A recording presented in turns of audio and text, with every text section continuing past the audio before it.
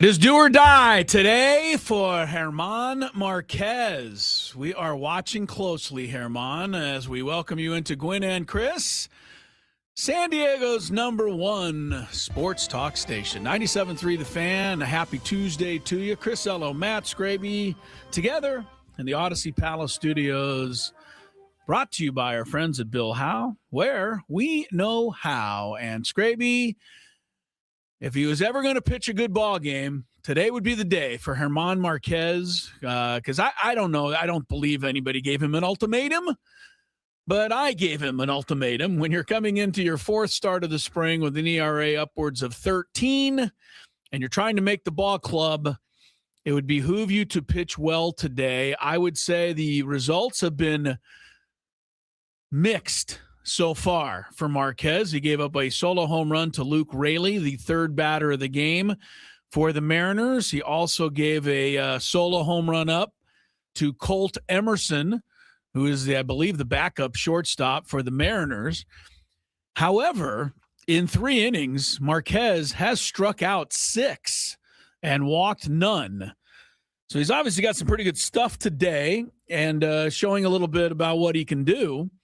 The 2 home runs, a little concerning, of course, but we'll see how he fares. He's gone through 3 innings right now. Padres and Mariners are tied 2-2. Xander Bogaerts and Gavin Sheets have gone yard for the Friars. Back to back, baby. And, of course, this is the old Eddie Vedder Cup matchup there at Peoria between the Mariners and the Padres. So nobody had to travel today.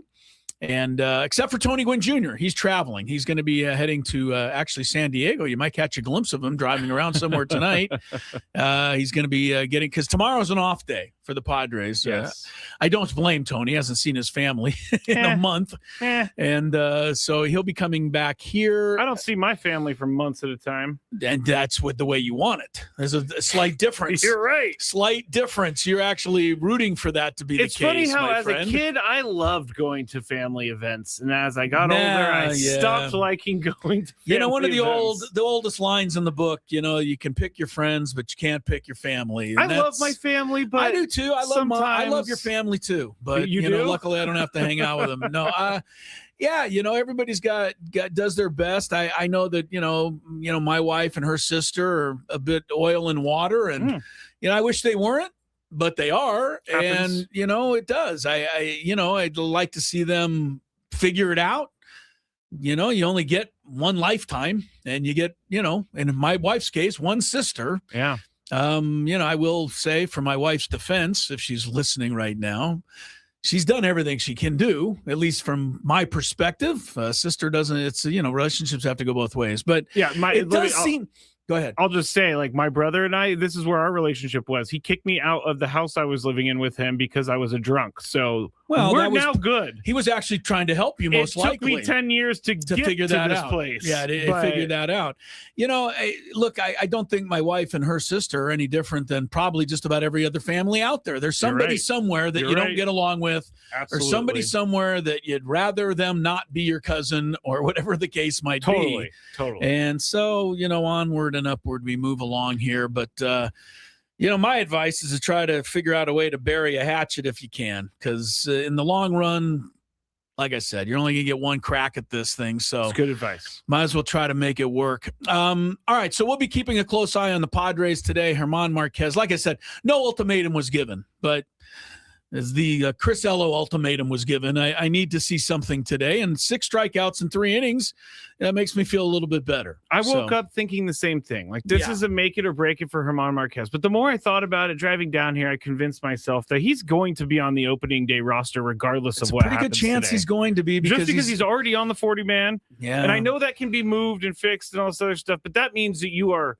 now jettisoning him from If the they system. take him off the 40-man roster, he's off the team. He's either, and he's honestly, somebody else will give him a shot. Yeah. I mean, the guy was an all-star pitcher, and when you can be an all-star pitcher for the Rockies, there's something. You have something. Yes. And I think the Padres are still hoping that they'll be able to find that out of German Marquez, and maybe today is the day that, he's able to take a big step forward. We'll keep an eye on that. I saw a good story today in the paper if you're interested in these kinds of things, because I know nobody gets the paper except for me.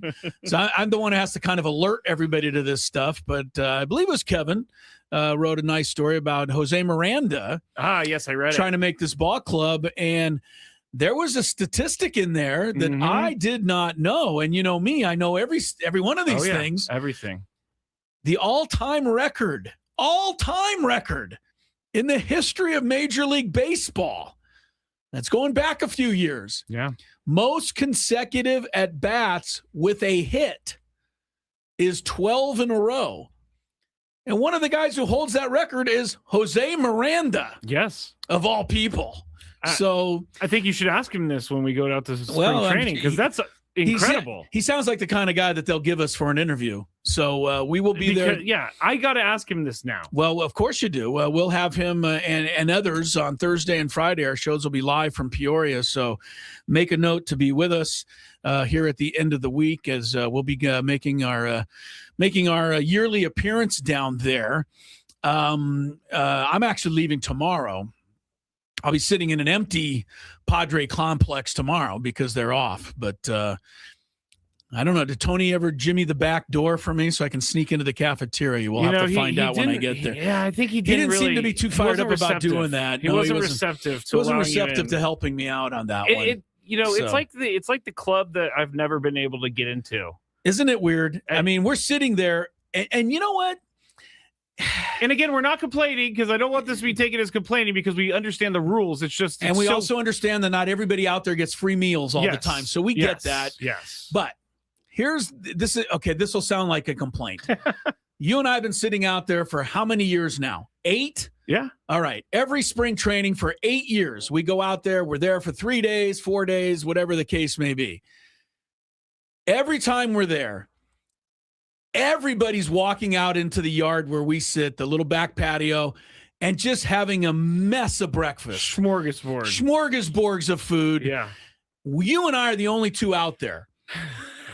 They're like, who are these guys? All I'm saying is I don't think it's going to break the Zeigler bank if somebody walked out and said, hey, you guys want a bite? Feel free. Help yourselves.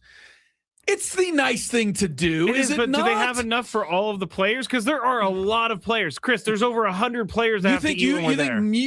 Well, I don't know. I eat a lot. But you think the two of us are going to break it wide open to where when Miguel Andujar gets down there after his workout, they'll say, sorry, Miguel, we're out of food. Those two guys on the patio ate the rest of it. I don't think so. I don't think so. Again, we aren't paying for the food. So I know. But you know what? It just looks so delicious. Of course it does, and the reason it looks so delicious is because we can't have it. Exactly. Exactly. Yeah. And so anyway, we'll complain about it on Thursday and Friday when we're there, and maybe somebody will come out and say, "You guys look like you could use a bite. Why don't you come on in out of the cold, or in this case, out of the heat? I was going to say, and have yourself a little breakfast on us. Because I don't know. I will say this. My dad. Let's go back to family for a minute while we're at it. My dad was a lot of things, good, bad, in between. Mm-hmm. But one of the things I appreciated about my dad, and I know people are going to find this hard to believe because they think I'm a curmudgeon. My dad was very inclusive. And what I mean by that is if we were having a big picnic out at the park, and we had a ton of food and hot dogs and chips and whatever we had, he would go around and invite almost everybody who was sitting nearby. Wow. Hey, come on, have a hot dog. Have a hot dog. So that was kind of my dad's style. And a lot of people would say, no, but some people go, yeah, I'll have a hot dog. He was very inclusive that way. That's very nice. I don't know that anyone has ever done that for me. I think it's a really nice way to be. If you're watching the ball game and somebody's hey, come on in. Open door policy. So that was my dad's thing, for better or worse. So I feel like, I try to be like that, even though you all think I'm just the meanest guy. I never smile. I'm the meanest guy. I'm a curmudgeon. It's true. But honestly, I'm pretty inclusive, believe it or not, in the right situation. Because I am not. Like, I am someone who's very friendly, but I'm a natural hermit. So I always think about things in solo terms. Yeah, you always think about things as a group, which I feel think like is everybody much should get in on it if I can get in on it. So, anyway. Thomas Andrews just texted me calling this breakfast gate. We're not. We're just giving behind the scenes. We're giving you guys a little behind the scenes, but it is pretty funny. Like Tony has told us, and this is part of the humor of all of this. Like, because at the very beginning, 5-6 years ago, we go, "What's in there?" Because it's like a shrouded window with a bouncer. There's no bouncer, but it doesn't look approachable. But everyone goes in and out, and the people go in, they come out with a bunch of food. So we always go, "Wow, what's in there?" And Tony's like, "Don't you guys worry about it. You're not allowed." Like, not Tony's decision. Yeah. That's just the way this is. This is the San Diego Padres, and the only people eating in there are San Diego Padres. Fair enough. And you guys don't qualify, so don't worry about it. I'm going to wear my Padres sweatshirt there so that I can see if you can't sneak in and grab a bite. I remember one time I was like, "Tony, I am starving. Can you please help me?" He went inside and he got me like the what, he get you an apple? But he pulled it out of his pocket like it was a drug deal. Right. Yes, he had just made away. He was the Alabama second leading scorer going in there trying to escape authorities. Frank has a great question we're gonna have to watch out for. Which player has the most food on their plate? I'm gonna keep an eye on that. It's mostly like the minor league guys, the rookie ball guys. That's an answer. There's your answer, Frank. The answer is the guys that don't make the money. Yeah. They have the most food. Yes. That's an easy answer. They're younger and they're working out. They don't know where their next meal's coming from. Katrina said you were very nice when you met her. So I'm actually surprisingly not that bad. I did have somebody at our softball game say to me last week, and I hate hearing this, but I can't argue it. The guy said, "Watch you on the YouTube all the time. My wife says you never smile." I just hate. I'm smiling right now. I know you laugh. I mean, I don't know where I get that. I don't totally know where I get that reputation from. That I don't look like I'm having fun, but I have heard it so many times that I must give that that vibe off. I'm gonna give you some tape and wires so that you tape can my mouth shut. So you can tape it into a smile. I mean, tape it open. All you have to do is shoot the whatever type of substance into my cheeks that Demi Moore has shot into her cheeks. The actress Demi Moore. I don't know if filler or something. Whatever they fill. Yeah, they fill her. Demi Moore is about 50, 60 years old. Beautiful woman, actress. If you see her like at the Oscars or anywhere, she now has her mouth is just into a 100% of the time smile. She can't even move. She's had so much of that stuff done. Ugh. Kind of gives me the willies. What movie was that? That she was in? Yeah, that we didn't like. She was in a movie called The Substance. That's right. We did like it, but we liked it till the last 20 minutes when it got ridiculous. Yeah. But Demi Moore's been around for a long, long time. She's a great actress. She was in, famously in, I think, A Few Good Men. G.I. Jane. G.I. Jane. There's another movie I'm thinking of from my childhood. Well, she was in some rom-coms that were quite good. The one that was particularly good was And About Last Night. Anyway, she's been in some great movies. Actually started her career, here's Demi Moore stuff, on General Hospital as on a soap opera. So that was one of her first things. She was married to Bruce Willis forever and ever and ever. So do they have Rumor? But she's had too much. Yeah, Rumor is one of their daughters. But she's had too much work done around too much shots in the side there in the mouth. Please, it looks terrible. It doesn't. You don't need to do that. But you know what it is? You know how we got upset at Mark DeRosa for not knowing the rules because nobody told him, "Hey, Mark, you got to win this game." Kind of the same thing with Demi Moore. Like, where's a friend to go, Demi, enough? Like, no more shots. Maybe they have been saying It's not looking good. Maybe they have been saying she just gets them anyway. Rod also mentioned Ghost. We should not forget that's a famous movie. one. Thank you, Ron. That movie was famous like, 1989 or something like that? I say it's been a while ago, but I remember my parents watching that, and it freaked me out. I think it's a little freaky. I was like 7 or 8 years old. Yeah, he's not really there, but he's there. It freaked me out. Yeah, Demi Moore's had a pretty good career, but the mouth... not looking good these days. All right, we're going to Mark Zeigler will be on. Mark Zeigler will be on with us in the 3:00 hour. We got to have Mark on for a couple of reasons. One, don't know if you saw this, but Snapdragon Stadium, if it wasn't already, is going to be the soccer capital of the world for the Olympic Games. Yeah. I mean, we knew that it was one of the sites. We didn't know that it was going to be like the main site. More games are going to be played apparently at Snapdragon than any other arena or edifice during the Olympics next year. So, a lot of soccer coming down here. Mark wrote a story about that today. So we're going to find out about that. But I also want to find out what he thinks is going to happen with the Aztec basketball team, because it's all up in the air. There's so many rumors coming out. Right. Who's going to leave? Who's going to stay? Is anyone going to stay? There's a lot of stuff to try to decipher with him. And with the NCAA tournament out, it actually starts tonight with some of the first couple of games tonight. Skraby and I are not going to do this was Skraby's idea, and I liked it. Oh. So this happens about let me get our text from this morning, because it's a good moment for us. This happens about once a year, where Skraby comes up with an idea, and I say, that's a good idea. Yeah, he goes, smart. I like it. And I said, did we just agree? It's going to be a good day. Yeah, it doesn't happen very often, but Skraby goes, instead of like going through every game like everybody else does, I'll take Duke to win. Skraby and I have decided we're going to just pick our 5 favorite first-round games. Mm-hmm. And each of us will pick 5. We don't know who the other one's picking. Correct. But our 5 favorite first-round games, and we'll talk about who's going to win those. Okay. So give you something to look forward to. That's coming up in this hour. Zeigler, 3 o'clock hour, Daily Gambit, Chris First, the Fans, Big 5. Coming up on USA versus Venezuela for the championship tonight. Nolan McLean starting, and I'm not a fan of this. I know that there's a bunch of different factors among teams and availabilities, but I mean, you're coming up on the biggest game in the history of the universe, and you're pitching a guy with 10 games of major league experience? He already got rocked in the World Baseball Classic, and he came in with vertigo. Maybe it's his only option. I will say this, he was unhittable last year when he came up with the Mets, but we'll see how he does tonight. Eduardo Rodriguez, a veteran lefty, is going to pitch for Venezuela with the title on the line. So a lot to do. We're happy to be here.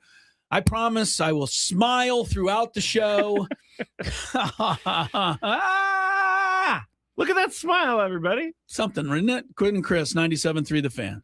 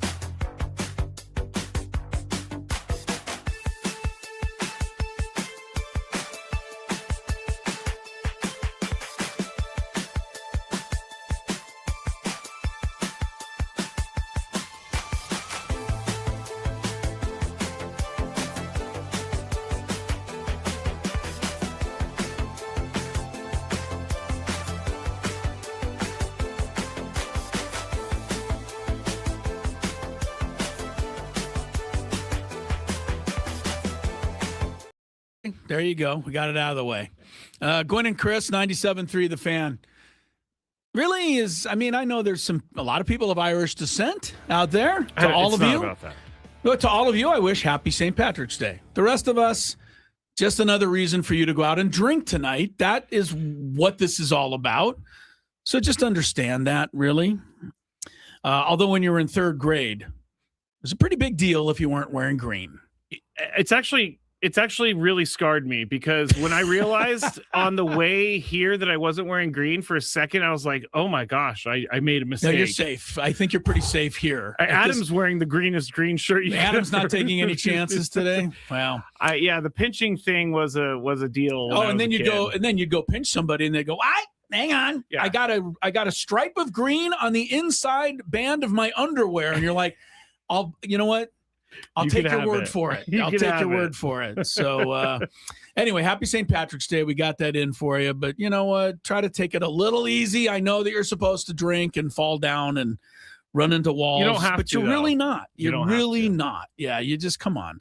Enough already. Leave that to the professionals. The professionals of age. All right. Padres, Germán Marquez, we're watching this very closely. He's in the fifth inning. He's got a 2-2 tie. He's facing Emerson, the backup shortstop, who had earlier homered. And Marquez throws a ball in the outside corner. They call it a ball. Catcher challenges it. They look at it. They change it. It's a strike. 2 pitches later, Marquez strikes this guy out on a 3-2 pitch at the knees, right at the knees. Guy rings him up. Batter challenges it. They look at it. 0.6 of an inch low. Is that what this is for? And so the guy got a walk, and he comes around and scores on a double, and now it's 3-2 Seattle. I know there's many of you out there who go, yes, the call should be right. I just don't know if we have to be that accurate. It couldn't have, like an inch. It wasn't even an inch off the plate. I know. This is not what it's for, but I'm going to complain about this system probably all year long. Let me actually do this then. Would you be okay with this? I was thinking about how to make you okay with this. Okay. Would you be okay if you only could challenge between the 7th through the 9th inning when it matters a lot? And I brought this up to Adam, and Adam immediately said, well, what about bases loaded at bat in the second inning? Here's what I'm going to say. I wouldn't totally be okay with your idea, although you're getting closer. I think the idea needs to be 1 challenge per game, and as soon as you're wrong, you're done, because there's no way that batter here in the 5th inning of a tie game would have challenged a pitch that close, because he was risking their only challenge of the game. When you have 2, to me, you got a free one to use the entire game, and teams are going to just use it over and over and over and over and over again until they're wrong. You're very worried about this over and over again. I just saw it 3 times in the last 5 pitches. This is a big spring training thing. Understood. People are still trying to figure it out. We'll see. And again, okay. I will sit here with both my feet on the ground and say Chris was right about the ridiculous challenges, if that indeed does happen. Well, my rule would take away the ridiculous challenge. If it was 1 per game, teams would rate for the opportune moment to use it. See, someone or Cole in the chat said it's literally exactly what it's for. When you're talking about it, I understand what you're saying. When you say 0.6 of an inch, is that really something that is... That's needs to be overturned. It was designed to overturn an egregious call. Yes. And so now guys are challenging, hoping that they get on base. That's your issue. That's my issue, and that will not be the case if they only gave him 1 challenge. I agree. I think 1 challenge is fine. Okay, we'll see where it goes. But, I will say this. I was complained about every other new rule and when they came in, and I ended up liking almost every new rule. So probably I'll end up liking this. Before we go to the first break and then second break, the second break, because we could take a look at the NCAA stuff coming up. I think the Dolphins finally made what I consider to be one of the best trades they've made in a long, long, long time. And this isn't about the Dolphins, a big enough story to talk about. But trading Jalen Waddle to the Broncos and getting in return, Skrabe, a 1st, a 3rd, and a 4th. I just think that's highway robbery. I know that the Broncos need a, quote, big play receiver. I'm here to tell the Broncos, though, I've watched this guy every game. He is flashy and spectacular at times. But if you are a Bronco fan, mark my words. He's looking into the camera. He will drop a pass that will cost you a game at least once, maybe more next season. At least once a year? That's Jalen Waddle's way. And, he makes the spectacular play to help you maybe win a game. But in the NFL, you can't be dropping a ball that costs you a game. You can't. Because the difference between winning a division and, missing the wild card can be one game. I think this is a great trade. Finally, Miami gets rid of the shiny object instead of acquiring the shiny object.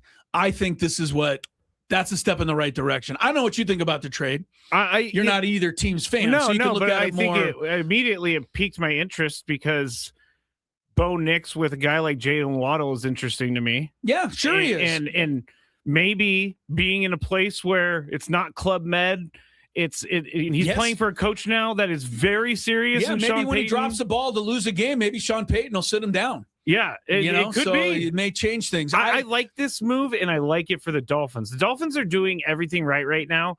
They just need to make sure they make the right draft picks. Yeah, they got to. Right, getting a first, a third, and a fourth is no good if all three picks are terrible. Yeah, you gotta win on the picks. And he also had Tua. So how much does that factor into? Well, I don't know. Jalen He had the Waddle? most accurate passer in the league for a couple of years. The last 2 years, he averages 50 yards a game. That's it.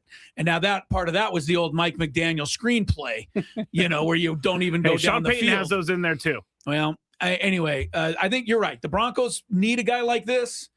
But I'm warning the Bronco fans because I've seen Waddle, and I love Waddle. I have a signed Waddle helmet that Connor gave me. I didn't realize my godson. Yeah, he gave me a Dolphin helmet signed by Jalen Waddle. I have it. Probably going to give it back to Connor now because he's a Bronco fan, so he can have it. But no, the guys, at the wrong moment has cost them. And it sticks in my mind. So anyway, that's the big NFL trade of the day. You had front row seat for I feel like I did. I watched most of the games, that. A couple of other signings, but nothing that big. I think Hollywood Brown went to the Eagles today, so I'll give you that one. All right, we're going to take a break. The NCAA tournament, get your brackets out. We're not going to pick all the games, but Skraby's big five, top 5 games of the first round, my top 5 games of the first round, what games you should zone in on and who you should pick when we come back on Gwynn and Chris. The biggest guests in San Diego sports talk appear on 97.3 The Fan. Christopher McDonald.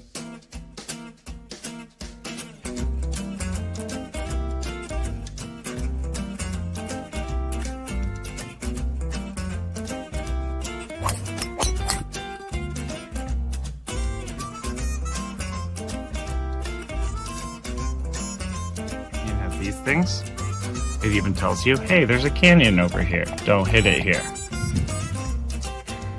Skraby from about 45 feet. His caddy tells him to play it a little to the right. He's been playing well so far today. 4th hole, nice smooth delivery, hit it too hard.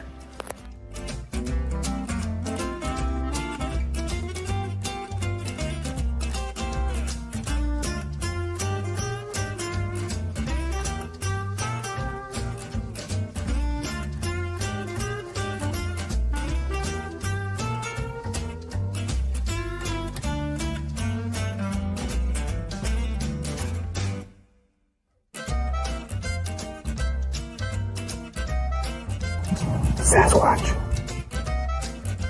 So Chris says that he can't play golf, but this is the second birdie putt he's made for us. This time it was like 20 feet. Thank you very much, Greg. But once again, you're hitting some very nice shots as well. I'm not usually complimentary to you, but can't help but be complimentary.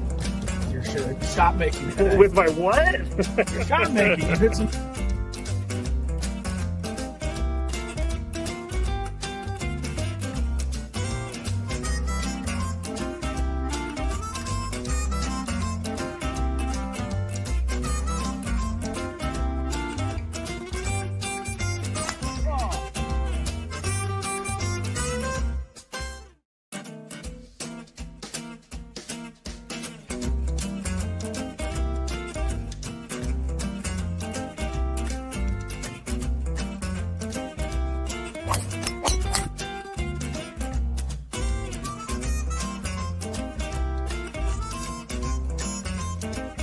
these things.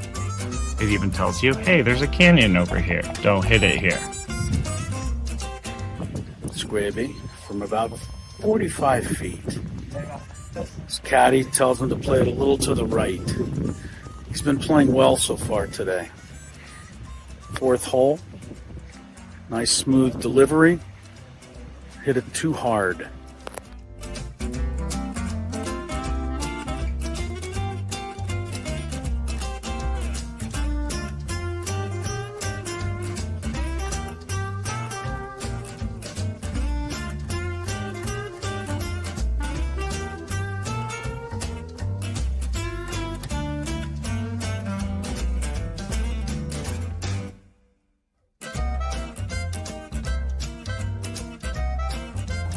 Sasquatch. So Chris says that he can't play golf, but this is the second birdie putt he's made for us. This time it was like 20 feet. Thank you very much, Greg. But once again, you're hitting some very nice shots as well. I'm not usually complimentary to you, but can't help but be complimentary. Your shot making today. With my what? Your shot making. You hit some.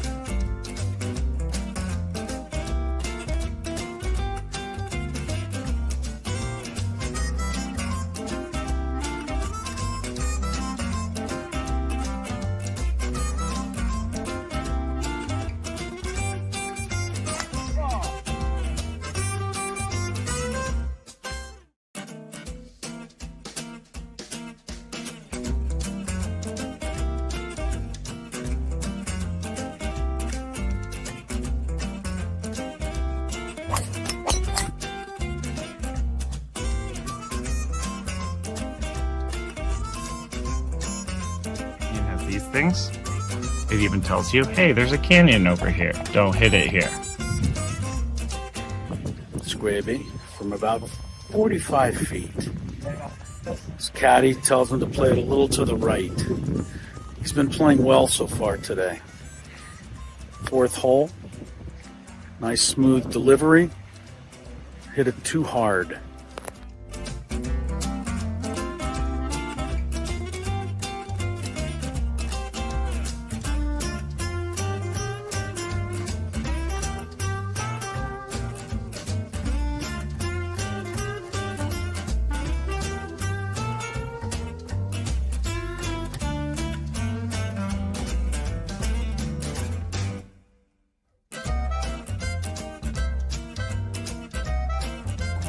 Sasquatch. So Chris says that he can't play golf, but this is the second birdie putt he's made for us. This time it was like 20 feet. Thank you very much, Greg. But once again, you're hitting some very nice shots as well. I'm not usually complimentary to you, but can't help but be complimentary. Your shot making today. With my what? Your shot making. You hit some.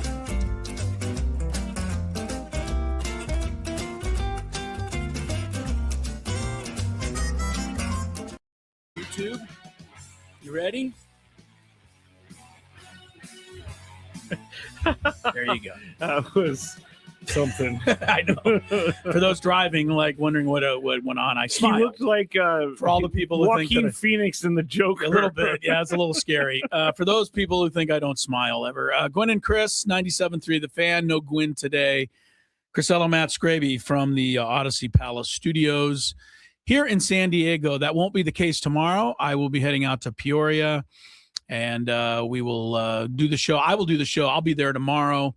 And then Skraby will join me, and Tony will be there. And Thursday and Friday are live shows from Peoria with all of the Padre players and interviews and all of the fun of Skraby and I trying to break our way into the cafeteria, see if we can get away with it. All right, quick update. We were watching very closely German Marquez today. His outing is over. As I said, mixed bag for Marquez. 5 innings. He only gave up 3 hits, but 2 of them were home runs. He walked 1. The one walk he had was by 0.6 of an inch, we came to find out, because the guy challenged the call on the ABS system. But I think the best, the thing of all, look, 9 strikeouts in 5 innings. That's throwing some gas and obviously having some pretty good stuff. So maybe the Marquez thing isn't all, over yet. ERA for him falls to 9.26 this spring. Interestingly, Matt Waldron, he of the hemorrhoid disabled list. Poor guy. Poor guy is back out there. He's pitching right now in the 6th inning. He gave up a ground ball single, and then with 2 outs, he gave up one of those little sawed-off floaters over the infield. So Waldron has given up a run as well. 4-2 Mariners lead the Padres. Bogarts, Sheets went back-to-back, belly-to-belly in the 2nd inning for the Padres, 2 runs. So you're up to date there. Big doings tonight, of course.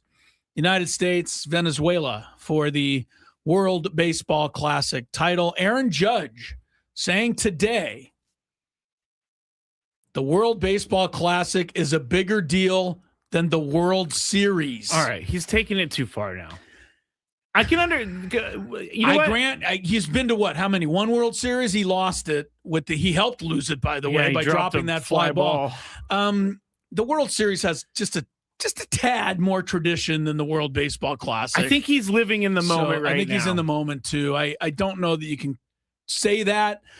I get where he might be coming from. After all the other countries are involved, but no, World Series got to take the nod. Maybe at 320 or 420. I wanted to talk about Julio Rodriguez saying that. He said that the World Baseball Classic, he wants to win that more than the World Series, and then Mariners fans freaked out because it's like, what is this guy playing for then? I get it though for the guys from other countries. I think bigger deal for them. Me too. I do. I think U.S. players want to win it. It's not going to kill them though if they lose it. I mean, how much national pride is there tonight compared to whatever national pride might be going on in Venezuela tonight? It's not going to compare. I don't think it compares. Let's try to stay out of the politics of it. But U.S. Venezuela. It's very strange. It's very strange as well. These things keep coming up and they're so weird. Yes, when you consider what's gone on in that part of the world. Did you see that all of the baseball players wore, I think it was the jerseys of Team USA Hockey? Or they wore some sort of sweater from Team USA. Our guys? Yeah, they walked in with the hockey stuff on. Okay. So they're trying to channel the hockey as well. Channel a little of that mojo. All right. Along with that tonight, we got the first couple of games in the NCAA tournament. And I'm waiting for my yearly tweet from Ben Higgins. He may have already sent it out. But every year around this time, Ben Higgins sends out what I always find to be kind of a funny tweet. And it always goes something like this. It's that time of year again where we have to relearn where the hell True TV is on our cable system. Still don't know. Because none of us watch it all year. And then the games are on True TV tonight. So you'll have to find them. Usually Ben sends that out. Maybe you already did, Ben, and I haven't seen it, but I always get a good laugh out of that. Yes, tonight you'll have to find True TV to watch the first game, by the way, Howard. Not just Howard, but the university, Howard University, taking on Maryland, Baltimore County. Now, they're a very famous team. Yes, they are. In the NCAA tournament. They were the first team ever as a 16 to beat a 1 seed when they knocked off Virginia many years ago. And then the second game tonight will be Texas against NC State. So get your brackets out. Skraby and I are going to do our 5 first-round games to watch. Yes. You got a little NCAA basketball music? I don't even know what NCAA basketball music is. Well, I think it's dun dun dun dun dun dun. I'm trying not to. Dun dun dun dun dun. Everybody are bad influences on the station because I'm trying not to get in trouble for copyright. Yeah, I get what you're saying. But you know what? If I could find something, I'll go with it. What the hell, you know? All right, so we're going to, instead of picking every single game, because that can get a little monotonous, Skraby and I thought each of us would choose 5 games, first round, to focus in on and to discuss. So I'll start, Skrabe, while you're seeing if you can find some background music there. There it is. There it is. Oh, God. Oh, come on. Get the ball tipped off. Let's go. Oh, man, I love it. I'll thank Frank for this. That away, Frank. Thank you. All right, so first game that I'm going to tell everybody to keep an eye on is one of the games that's going to be played here tomorrow. Or not tomorrow, Friday at Viejas Arena. I think this is going to be a little more interesting game than people think, and that is number 4 Kansas taking on number 13 Cal Baptist. And you're out there going, Cal Baptist, what the hell is that? Yeah. All right, well, first of all, they're in Riverside. I've been there. The Aztec women have played up there before. They're in the WAC. They have a guy that scores about 27 a game, and he can light it up. And he had, I think, 40 in one of the big games they had down the stretch to help them win the tournament. So Kansas going to have to deal with him. Kansas going to be bigger and stronger and all of those things. But the one thing Kansas has is this, what's the guy's name? Peterson, who sits out of every game. Yes. And now all of a sudden he says he's kind of healthy. I don't like the vibe with Kansas this year. There's something wrong with the vibe. Cal Baptist could give them a whale of a game. Also keep in mind, Cal Baptist has taken a 100-mile bus ride down here as opposed to flying out, not whole thing. I just think it bodes well for I'm not going to say I'm going to pick Cal Baptist. I'm just saying I think it's a game to keep an eye on. I do like the dichotomy for Cal Baptist, their first ever NCAA tournament game. For Kansas, they're 166th. Doesn't mean anything to them. Doesn't mean anything. Anyway, that's my first game to keep an eye on here at Viejas on Friday. Cal Baptist, Kansas matchup. We're not doing this in any particular order, are we? No, you just pick one. Yeah. Here's the first one I'm going to be watching is it could be over before Friday or Thursday. I want to see what Miami of Ohio does when they get into the tournament. Tomorrow night. So they have to win that game against SMU to get in. It's a playing game, but I'm looking forward to seeing Miami of Ohio in the tournament, and I just want them to at least go a couple rounds just to shut everyone up who's been saying how Wouldn't bad it be wonderful? they are. Wouldn't it be wonderful? Well, they'd be doing it for all of us. Yeah. There is, for everybody who's a fan of, anything but the powerhouse major conferences, Miami of Ohio is that representing that. Yes. And they're taking on SMU, a team that I just don't think should be in. They're 11th place in their league. For some reason, there's no rule you can put in, but consider that. There was 10 teams that finished ahead of them.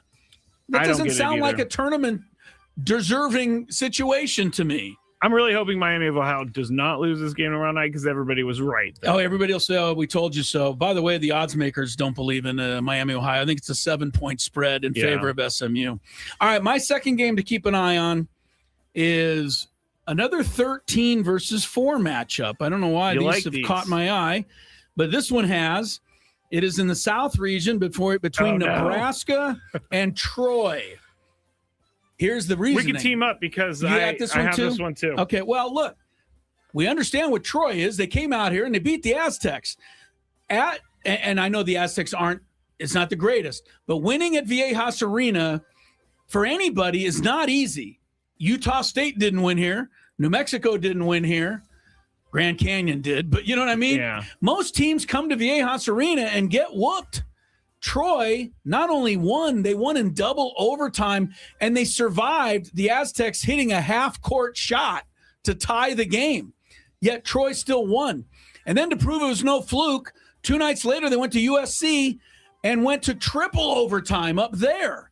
Troy has obviously got something on this club, and they go on to win the Sun Belt Conference.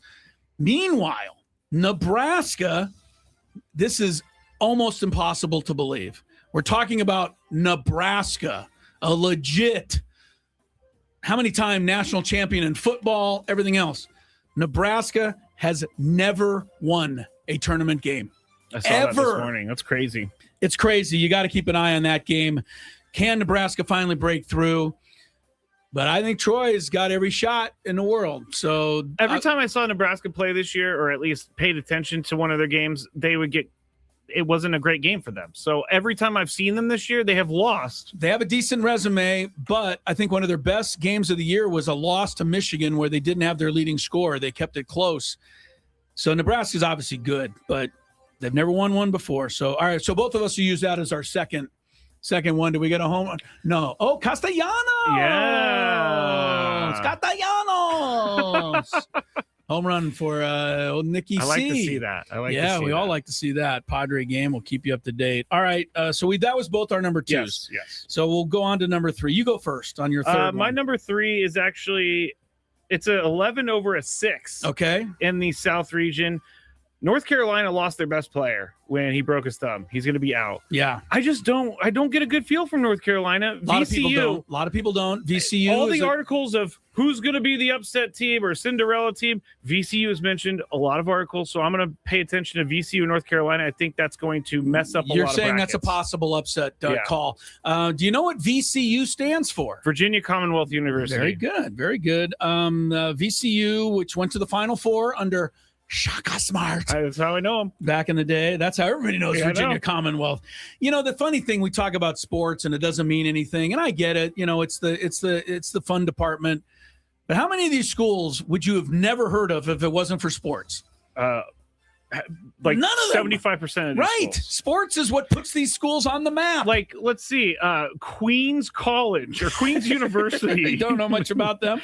How about Cal Baptist? How about Furman? Who the hell knows what Furman is? What about High Point and last year Fairleigh Dickinson? Kennesaw State. It's ridiculous. Right. I mean, the tournament, sports put these guys on the map. All right, I like that one. VCU over North Carolina. I think a lot of people are picking that upset. You're not alone there. All right, my third one to keep an eye on is I'm not calling upset here. I think UCLA might be ready to make a little bit of a push here. Man, we are on the same page. Are we really? They're taking on UCF, Central Florida in the East. It's a 7-10 matchup. I don't know why, but Mick Cronin might just be, crazy like a fox. I just have a weird feeling that this team, the guy kicked his own player out of the game and then got mad at people for mentioning it. Like, it was like, are you kidding me? He should have been fired practically. But Mick Cronin can coach for some reason. His guys respond to it. I think they can beat UCF. And don't look now, but they'd get UConn in the next game. And if there is a game in the second round that you have to see, it is Mick Cronin coaching against Dan Hurley. That is very true. What in the hell's going to happen there? They're going to just fight. Vince McMahon may have to referee that game. I agree. Get The Rock out there. Get them all. Get them all. Get Mankind. I don't know. Is it too late? Is The Undertaker still walking amongst us? Yeah. Whoever we got, they're going to have to be there. I mean, Dan Hurley against Mick Cronin in the second round, I'm paying to see that one.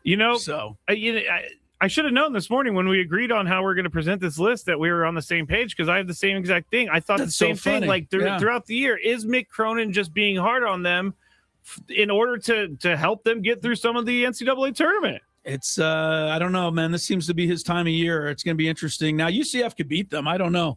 They finished 8th in the Big 12 though, so I like UCLA there. I'll give you another one. I don't even know what number we're on right now. Do you have any others left? I have one more. One more. Okay, what do you got? I'm going to go, and I'm going to be watching Utah State. It's a 9 versus 8 matchup in the West bracket. And that's played here as well. Okay. That's in San Diego as well. I think the Mountain West got screwed, and I think that Utah State has to, even though the Aztecs are leaving the Mountain West, I don't really feel bad, but the Utah State team has to carry the torch for the Mountain West. And for all those teams. If Utah State as a 9 seed, and I want to say this because you're right, they're kind of carrying our torch, even though we're not, in the Mountain West anymore. I think people are more picking it because Villanova is a big name school. They're picking Villanova to win. Sure, they are because it's a Power 4, and Utah State is not a Power 4. Here's my deal: Utah State just never wins in the NCAA tournament. They lost as a 10 seed last year. They did win one game in 24, but then they lost. They went first round. I really want to see them win. And I think Jared Calhoun said it best. He said, now I'm trying to think of the word he used. And it was just flat out, just so much lack of respect for the entire conference to say that their champion team was only 9th seed. And he said as much. He said this is just ridiculous. Yeah, that is crazy. I think they're going to be highly motivated. So that's another good one. All right, I'll give you one more, and then I don't know if we ended up doing 5 or not. I did my 5. But here's the team that I'm giving you, and if you are a fan of this team, you're either happy that I'm bringing this up and they're getting a little flowers and some love, or you wish I didn't say it because I've been known to jinx teams. Uh-oh. But I am bullish on the 5th seed in the West, Wisconsin, making a run in this tournament. They could have beat Michigan the other day. They lost on a last-second shot. They did beat Michigan earlier this year. Wisconsin beat Illinois. People are picking Illinois to go to the Final Four. Why aren't you picking Wisconsin to go to the Final Four? They're as good as any team that I've seen, and they have a point guard who's already been to a Final Four, and that's Nick Boyd. He was there with Florida Atlantic, and he's scoring about 30 a game for them. Yes, he is. I like them, and now that I mentioned it, look out for them losing to High Point in the first round. I like that one. That's a good one. I think Wisconsin's going to be good. That's kind of my upset, to make a big run in the tournament. We'll see if it all comes true. Padres are slugging their way now in the Mariner game. Castellanos homered. Nick Solak again? No, it's Ty France. He hit this one to the scoreboard. Even better. Ty. To the scoreboard. Attaboy, Ty, to the moon. Padres lead 5-4. Daily Gambit's next.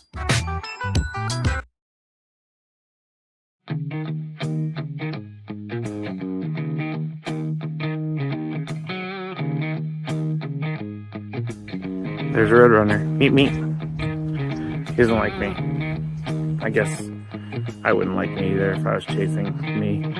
As you can see, I'm all Aztec out here at the Aztec baseball tournament. It's the SDSU baseball alumni tournament. Right now, we are 1 under in the scramble, and Chris is playing well, Tony's playing well, but our ringer, Jack Townsend, is playing really well, so.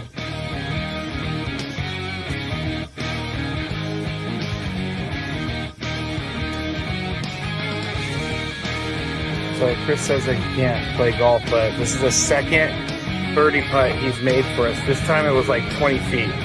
Thank you very much, Skraby. But once again, you're hitting some very nice shots as well. I'm not usually complimentary to you, but I can't help but be complimentary. Your shot making today. With my what? Your shot making. You've hit some.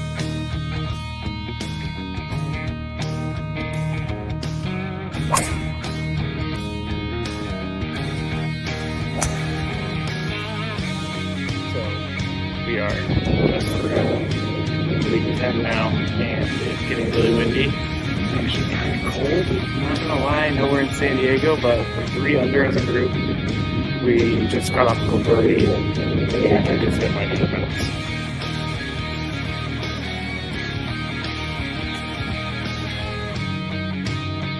There's a squirrel. He wants to attack me. Squirrely! We just got our second birdie of the day thanks to this guy. Yeah, a 4-footer after. It was a 5-footer. After our pro drove it 300 to the front of the green and then chipped it within 5 feet. Uh-oh. Skraby, don't feed the animals. Don't feed the animals. I do feed animals, but Chris made a birdie putt. Leaving the golf course. And we ended up shooting 63 once everything was accounted for, since it was a scramble and we had an SDSU golf player, Jack Townsend. He was with us and he did a lot for us. I think we shot 63 because of him, but we all had a good time.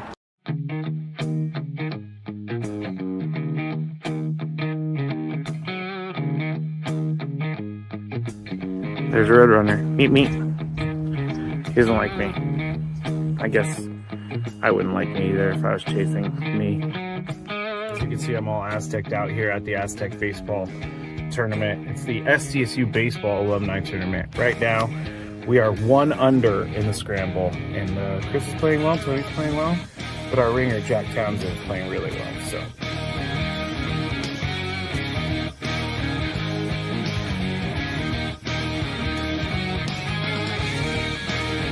So Chris says that he can't play golf, but this is the second birdie putt he's made for us. This time it was like 20 feet. Thank you very much, Skraby. But once again, you're hitting some very nice shots as well. I'm not usually complimentary to you, but I can't help but be complimentary. Your shot making today. With my what? Your shot making. You've hit some.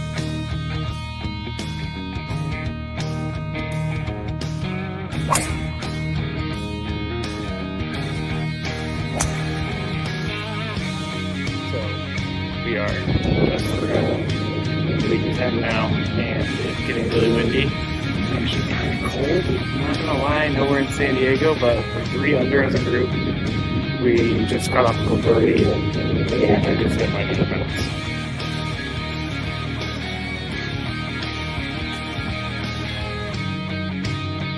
There's a squirrel. He wants to attack me. Squirrely! Ah. We just got our second birdie of the day thanks to this guy. Yeah, a 4-footer after It was a 5-footer. after our pro drove it 300 to the front of the green and then chipped it within 5 feet. Uh-oh. Maybe don't feed the animals. Don't feed the animals. I do feed animals, but Chris made a birdie putt. Feeding the golf course. And we ended up shooting 63 once everything was accounted for, since it was a scramble, and we had an SDSU golf player, Jack Townsend. He was with us, and he did a lot for us. I think we shot 63 because of him. But we all had a good time.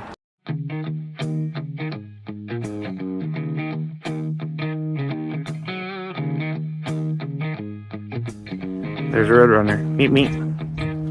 He doesn't like me. I guess I wouldn't like me either if I was chasing me.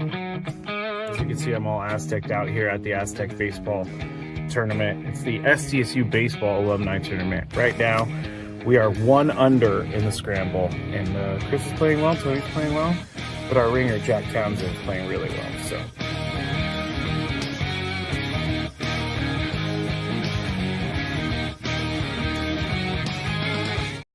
Basketball tournament preview. Later on in the show, we're not going to go through like every game, because I agree. Skraby was the one who said, hey, this is monotonous to go through every game. So we gave you some games to keep an eye on.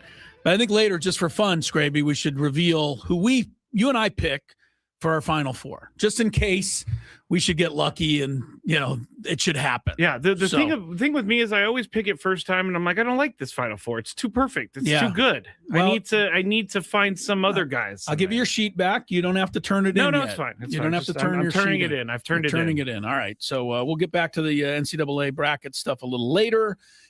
We got Mark Zeigler in this hour talking about teams that are not in the NCAA tournament, namely San Diego State Aztecs. In the meantime, while we were doing that segment, we mentioned Castellanos went yard. Not only did he go yard, hit it off of Andres Munoz, the closer of the Mariners. Those are the kind of things that catch your attention in spring training. Now, again, Munoz might just be grooving fastballs. I don't know, but it means a lot more to me to see him home run off their closer than it does, say, some, second-rate guy named Gene Mayer. By the way, that's who Ty France just homered off of, and Jace Bowen homered off of. Jace Bowen hit one to the top of the batter's eye in center field. Skraby, the ball bounced back off the batter's eye almost to second base. That's how hard he hit that ball. It looked to me unbelievable. The center fielder was going back, and I thought, he's stopping. Like, why is he stopping? And then it just fell, and I thought maybe the sun. No, he hit it so hard. It bounced back off the wall. Right, it crashed off the top of the batter's eye, well over the yellow line, so it's a home run. But then it rolled back toward the infield, and it almost made it back to the infield. That's how hard Jace Bowen just hit one. He's putting his name out there. Ty France hit one to the top of the grassy knoll in left field. I said Gene Mayer. The guy's name is Gunnar Mayer. I was just making it up. I didn't know who he was. And I don't think we're going to get to know who he is the way he's serving him up. Padres lead 7-4 over the Mariners. We'll keep you apprised of what's going on in Peoria. But big home run day. Castellanos, Bogarts, Ty France, Gavin Sheets, and now Jace Bowen. What's that for Bowen? 5 spring home runs? It might be 4. All right. Well, he annihilated that one. Yeah, it's his 4th. Okay. Let's do some daily Gambit stuff. We got games tonight to talk about, and we had some games last night. Big win for the Lakers, I must admit. And LeBron had a good game again, so let's hear it. Do you like money? I think about money a lot. Do you like money without doing anything? Duh, winning. Do you want to make money while watching sports? I think Washington is immortal luck. Washington! Woohoo! If you answered yes, this is your segment. Just don't blame us when you lose. Nothing is ever your fault. It's your game. Take it. Gwynn and Chris go through the top bets of the day in The Daily Gambit on 97.3 The Fan. Daily Gambit is our daily sports betting segment here on Gwynn and Chris. Please, everybody, gamble responsibly. Let's start with last night's game between Venezuela and Italy. Pretty good game. Italy ran out of gas. Well, they got the 2-0 lead, and then they couldn't score. No. The bullpen of Venezuela shut them down. How did Venezuela score? I didn't see how they. Ronald Acuna did something late in the game where he ended up tying it up, and it was just like chipping away type. The chip away type of deal. Yeah, I did see the very end when Palencia, the Cub closer, came in and wiped them out. He annoys me so much. Not a big fan of his. Yeah, he's the guy. If he's on your team, you'd go. You like him. He's the Juwan Jennings of the NFL or of the Major League Baseball. He's a bit of a lunatic out there. He is more than just a little bit of a lunatic. Yeah. Also, Eugenio Suarez homered. I forgot about that. Eugenio. Yeah. Hit a home run. Tonight, by the way, the matchup, Rodriguez, veteran lefty, currently pitches with the D-backs. 9-9 last year, ERA of about 5. But former 19-game winner, he'll pitch for the Venezuelans. And McClain, the young, still a rookie, I believe, for the Mets. I don't even know if he pitched enough last year to, get out of rookie status. I don't think he has. And I don't understand, how does that guy make the team? It is interesting that they went with a young guy named Nolan McClain who was absolutely lights out. I get it last year, but there's better guys out there.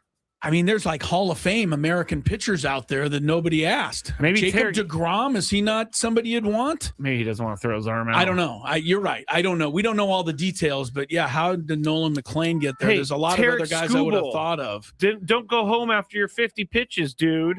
Well, if they lose tonight, then we can all blame Tarek Skubal, and we can go boo him on opening day. Okay, that's a great idea. He'll be here. All right, Venezuela minus 1.5 on the run line against Italy. We both went Italy. Venezuela won 4-2. Over under 10 runs in the game. Chris went under. I went over. It was 6, so Chris wins that one. Houston minus 1.5 against the Lakers. Chris went Houston. I went Lakers. Lakers win 192. And they extend their lead for third place in the West. I mean, the Lakers are really getting it done. There's a long line of Laker critics out there, not just, me, but people all over Baza. They don't guard anybody. They also have a lot of weapons, and they've been winning a lot of games. I think people don't want JJ Redick to be successful, and I don't think people want LeBron to be successful. I can agree with with LeBron. I can agree with. Yeah. JJ Redick, I think what he's done is shown me that you don't have to have some crazy long history of coaching to be successful. Not anymore. And maybe he's a one-off type of guy where it works for him, but no one else. But I like JJ Redick. Came from the broadcast booth, but you know who else came from the broadcast booth? Pat Riley. He was doing color on Laker games. Oh, next thing you know, he was in the Hall of Fame. So who knows? All right. Clippers and Spurs. Spurs were 8.5-point favorites. Chris went Spurs. I went Clippers. Spurs won, but they didn't win by enough. Backdoor cover, Skraby. This was all Spurs all night. And then the Clippers closed it at the end to beat the spread. Luka -5 against KD. Who had more points? Luka's unbelievable. Luka had 36. Minus that 5, he had 31. KD only had 18. I went KD. You went Luka, so you win. Luka is he's a freak when it comes to shooting the basketball. This guy, you got to give him what you give. Cone, but it would be nice if Luka would also make a basket just once without complaining. And I know, people, Tony will defend him because he's a Laker fan, but it really gets annoying. Yeah. You're such a great player. Just, it's not like he never gets to the line. He gets there. It's so annoying. How often does he go up for a shot and then this thing? As he's laying on the ground as someone else is down the court every dunking. time. Yeah, I don't like it. Don't like it. Points plus rebounds plus assists. Wemby -10 or LeBron last night. We both went Wemby. Wemby had 21, 13, and 2. minus that 10 is 26. LeBron had 18, 5 and 5. He had 28, so he wins. LeBron wins it. Yeah. Avs minus 1.5 against the Penguins last night. I went Avs. Chris went Penguins. Penguins won big time, 7-2. And then Kings minus 1.5 against the Rangers. We both went Rangers. Rangers win. Wait, the Rangers won, right? No, the Kings won. Kings were the win 4-1 last night. 4-1. Good for the Los Angeles Kings. Great. Kings again. Just you never ruining get my it right. day. All right, here we go for tonight. We got the first game of the NCAA tournament. By the way, you were 2-6 last night. Ugh. I was no better, 3-5. Howard University 1.5 over Maryland, Baltimore County. The Retrievers. Yes. I don't know what Howard's nickname is, and I'm not really going to look it up. So, who you like, Skraby? Seems like a real coin flip here. I'm gonna go with the Retrievers because my dog is a golden retriever mix. Interesting. Yes. All right, I'm gonna take Howard. I think everyone is gonna pick Maryland, Baltimore County because they recognize the name. It's true. But I think Howard maybe is a little better. North Carolina State -1 against Texas. That's a hard game because I don't care for Texas's coach anymore. He's the guy who used to coach Arizona. He's coached a ton of teams. What's his name? Sean Xavier. something? Oh. Sean. Yeah, you know who I mean. I don't know why. Let me see. The guy annoys the hell out of me, and he's one of these Mick Cronin guys. Every time they lose a game, he gets up there and he talks about how terrible his team is. Sean Miller. He got up there earlier this year and said, my guys don't care at all. They don't care. Like, really? This is what you want to get out in the public? I'll take Texas, though. I think they just have way more talent. So, but NC State's favored by 1.5. I'll go with Texas as well. The Howard University, I thought it was this, but I had to check before I just blurted out the Bison. You're correct. The Howard, I actually did know that. Yeah. Should have known that. All right, NC State, Texas, 158.5 points. That would be an 80-78 game. That's a lot. Higher or lower, Skraby? Lower. I think that's under also. Tournament game, you got to guard somebody a little bit. All right, United States, Venezuela, 1.5 runs tonight for the World Baseball Classic title. Despite the shaky Nolan McLean, what I think might be shaky, I think the real difference in the game is Venezuela had to go 7 bullpen innings last night. How much do they have left? I'll take USA. Okay. 1.5 runs. Yeah, I don't know. There's something about this Venezuela team and what's going on in the world and just being there. I'm going to go USA. 9 runs tonight in that game. Over, under. Under. You know, the USA bats have been way too silent. It's time. When's the last? They scored like more than 5 runs since the first game. I mean, it's been pretty quiet. I mean, yeah, they played Great Britain. They didn't blow out teams like Dominican Republic did. Detroit in the NBA. I took over, by the way. Okay. 19.5. That's the highest spread I've seen in the NBA this year. Pistons 19.5 at the Wizards. I bring up the Wizards because they have a guy on that team that I wonder how he feels about the world. And that is Trae Young. Oh. He leaves the Hawks. They've won 10 in a row. And he goes to the Wizards, and they just get mopped up every night. And Trae Young scores 27 with 10 assists, highlight reel plays. They show him on SportsCenter all the time. When do you finally get to a point where you'd like to win a game? I just don't know. Didn't he ask to be traded to the Wizards? I don't know. Or he told them that he was okay with being traded there? I just don't know what his thing is. To me, the ultimate goal should be to win. And he's about as far away from that now as he's ever been. And the Hawks are just way better now that he's not on that team. So that's got to feel weird. I'm going to take the Pistons after all that, even though I'm giving 19.5. I saw the Wizards play defense last night against the Celtics, or whenever they played the Celtics recently. They guarded somebody? No, that's the thing. Okay. Chris, I'm not joking. No, I know. The Celtics guy went down the lane, and the Wizards just backed up. They waved at him. They just backed up, so I'm going to go Pistons as well. One more. SGA, 31.5 points tonight at Orlando. The criticism of SGA is loud I thought I was the only one last year. I'm not the only one now. Everyone that I see is critical of a guy who is one of the great scorers we've ever seen. But how much do they let him get away with? And is that taking away from his greatness? I think it is a little bit. Who do you like? Or what do you like here? Over, under? Who are they playing? Orlando on the road. 31 and a half. Kind of good. All right. What do you want? I'll go over. He gets over every single time. It is absolutely uncanny. Okay. You got to watch one of his games, though. I can't read what that says, but does it say 18? Oh, yes. I'm Okay. sorry. I see it goes right through. I got to really sit, I didn't watch him until last year in the playoffs, and that's when I went on my whole, SGA thing that I mean, because I wanted to see him. I'm like, he scored 35 points a game. I got to see this guy. How does he do it? And then I watched the game, and I'm like, well, he pushes off every time he goes up for a shot. And, everyone argued with me, and I don't think I ever really got Tony to get on my side with that. I think you came over to my side a little bit watching it. I speak the truth. But now, I don't need to say it anymore. Everyone is seeing it. And I've seen so many plays now where he is, and this is true, he just dribbles the ball kind of into a guy and then creates some contact and then just throws his arms up, flips the ball somewhere in the direction of the basket, has no chance to go in, and they give him a foul. And so it's 2 points. That's not – I don't think you get 2 points for that. But the NBA does not want to ever give the defense the benefit of the doubt. So they don't. See, and guys like SGA take advantage of it. Now, here's the hypocrisy. Jaylen Brown of the Celtics was very critical. He was, yes. And then I watched him play. He does the same thing. They just go to the basket and flip the ball and bump into somebody.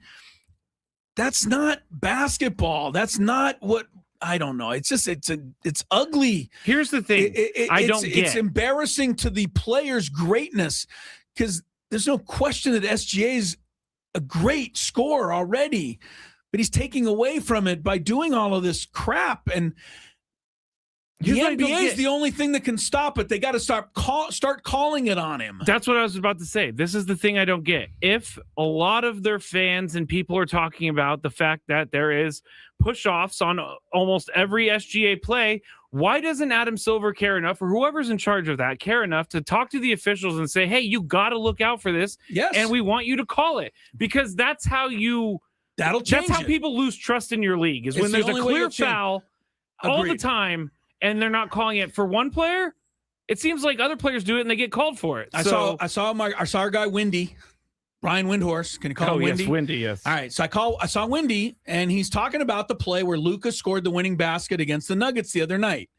And if you haven't seen it yet, you can find it on YouTube and you'll know what I'm talking about. Luka pushes off and extends his arm, and the guy flies out of the picture. And then Luka hits the 15 shot and they win the game. And Brian Windhorst said, don't blame Luka. They don't want the refs to call that. They want to let that go. I don't understand. So it's not his fault. And until the league says, this is making our product look bad and cleans it up, it's going to continue. And so you can't blame the guys that are getting away with it. I know Jordan used to get all of his stuff, and he got the benefit of some calls. But I really don't remember Jordan just running into the pack and flipping the ball up. He was trying to make a move and score. Sometimes he didn't get hit, and they put him on the line. But what they're doing now is kind of embarrassing. I hate to tell you, and there's more than just SGA is guilty of it.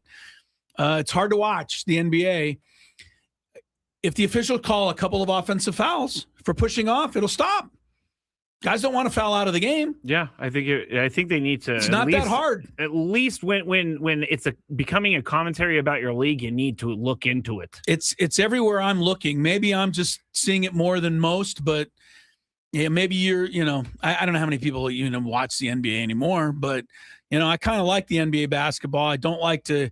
Hear so much negativity surrounding these athletes. Some of them are incredible at what they do, but it's a bad look, I think. All right, Gwynn and Chris continues. Rodolfo Duran hit a home run.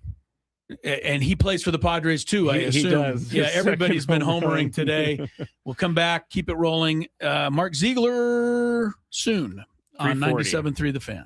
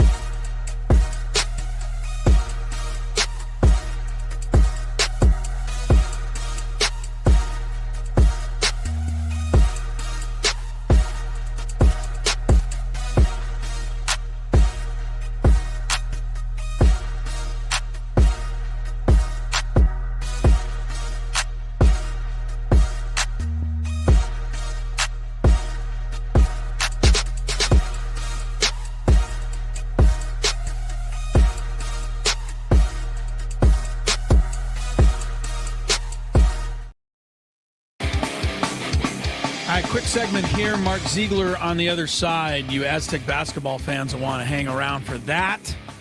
We will find out as much as we can about who's probably leaving. I was going to say who's coming, who's going. We're not going to know who's coming. We know who could be going for the Aztecs. Also, the soccer stuff, which I think is great.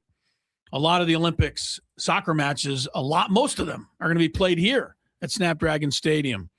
Mark Zeigler coming up. Nolan McLean makes the start for the United States tonight. Skraby, last year the guy was 5-1 with a 2.06 ERA. He was pretty much lights out. He made 7 starts before he ever gave up more than 2 runs in a game.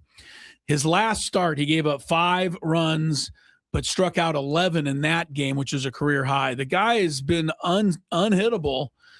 He gets the call, 24 years old, with everything on the line tonight. But here's good news for the United States. Give it to me. Craig Stammen has given the okay for Mason Miller to be used out of the bullpen tonight. So there you have it. Craig Stammen. I Craig watched his Stammen's clip making earlier. the call. He's making the call. I watched the clip earlier of him talking, and he is done with these questions. He is beyond done with is Mason Miller going to pitch Don't blame tonight? him, but he said Miller's available. It would depend on Miller was feeling. Evidently, Miller from Miami was able to make Stammen and everybody else feel comfortable enough that he feels good. I right? understand if Mason Miller wakes up and says, hey, I got a little bit of a twinge in my shoulder, do not play tonight. But Mason Miller is fine. But well, I'm knocking on wood. Knock on wood, because he could have had a twinge in his shoulder and just not said anything. Oh, we don't know that. I don't even want to think about it. Here's the incredible stat for Mason Miller. In the tournament alone, he's already thrown 35 pitches more than 100 miles an hour. Wow. He's only pitched 4 innings. Ridiculous how good he is. Even when he's off, like we saw him off the other night, even when he's off, how do those hitters decide what to do? That slider is, that's almost, ought to be a band. Yeah, it should going be along with his fastball. Tony always tells us about the slider, and you look for the dot in the middle of the ball because that shows you it's a slider. How do you see that when the fastball's coming at 103? You don't have time. You have 0 time. There's no way you can have time. Couple of other quick baseball notes. Jerkson Profar has company on the suspended list. Philadelphia Phillies outfielder Johan Rojas, 80 games. Positive test. He joins teammate Max Kepler on the 80-game sidelines. Phillies Max Kepler, he tested a while ago in January. Forgot about that. Profar, of course, is out for the year after his second positive test. The one little comical thing that happened here was a couple of Dodger fans and people ran away with the story and reported that it was Miguel Rojas. Yep. And it wasn't. Yep. Be careful out there. What you read, it's not always true anymore because everyone's got to be first. They don't bother to check whether it's accurate. Well, I hate to do this because he's been on our show before and I really like reading his stuff, but Evan Drellick was the guy who was Evan on that one. He was the guy who got to own it that. then. He's owning it. Like, that's not a question with Evan, but right, but you can't make those mistakes. A big mistake. Yeah, it's a big mistake.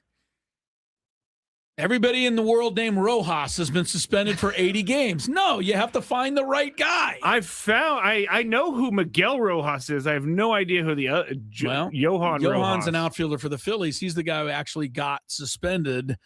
Miguel Rojas being suspended was news to him because he didn't get suspended. That would be news. Wow. 9-4 Padre, make it 9-5. Morejon just gave up a run. They're in the 8th in Peoria. We got Mark Zeigler next on Gwynn and Chris. Ben and Wood.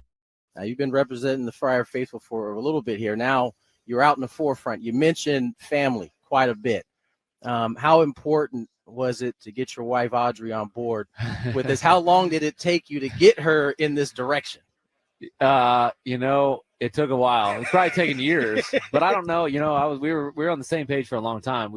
For a long time we thought there's no way this is possible, with our family and be able to move them across country and take them out of school and all that kind of stuff. But we talked to enough people.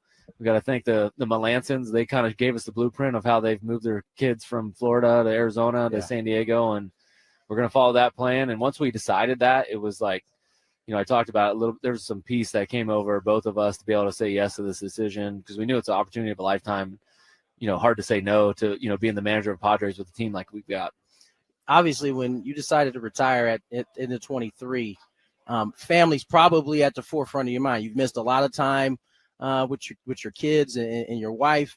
And now to fast forward to this point here, you're sitting in meetings at this point, interviewing candidates. And then, however long later, what was the timeline in between you interviewing guys or candidates and then all of a sudden having your name in the hat? Yeah. Man, just to think about what my mind was thinking about 3 weeks ago was completely different than what it is now. Obviously I'm part of the organization and wanted to find the best manager for the Padres. And so I was in on some Zoom calls, to start that process. And then we and I were just having conversations about who we thought were great candidates and how we ranked them. And we got done talking about it and he goes, well, I think I got you at the top of the list.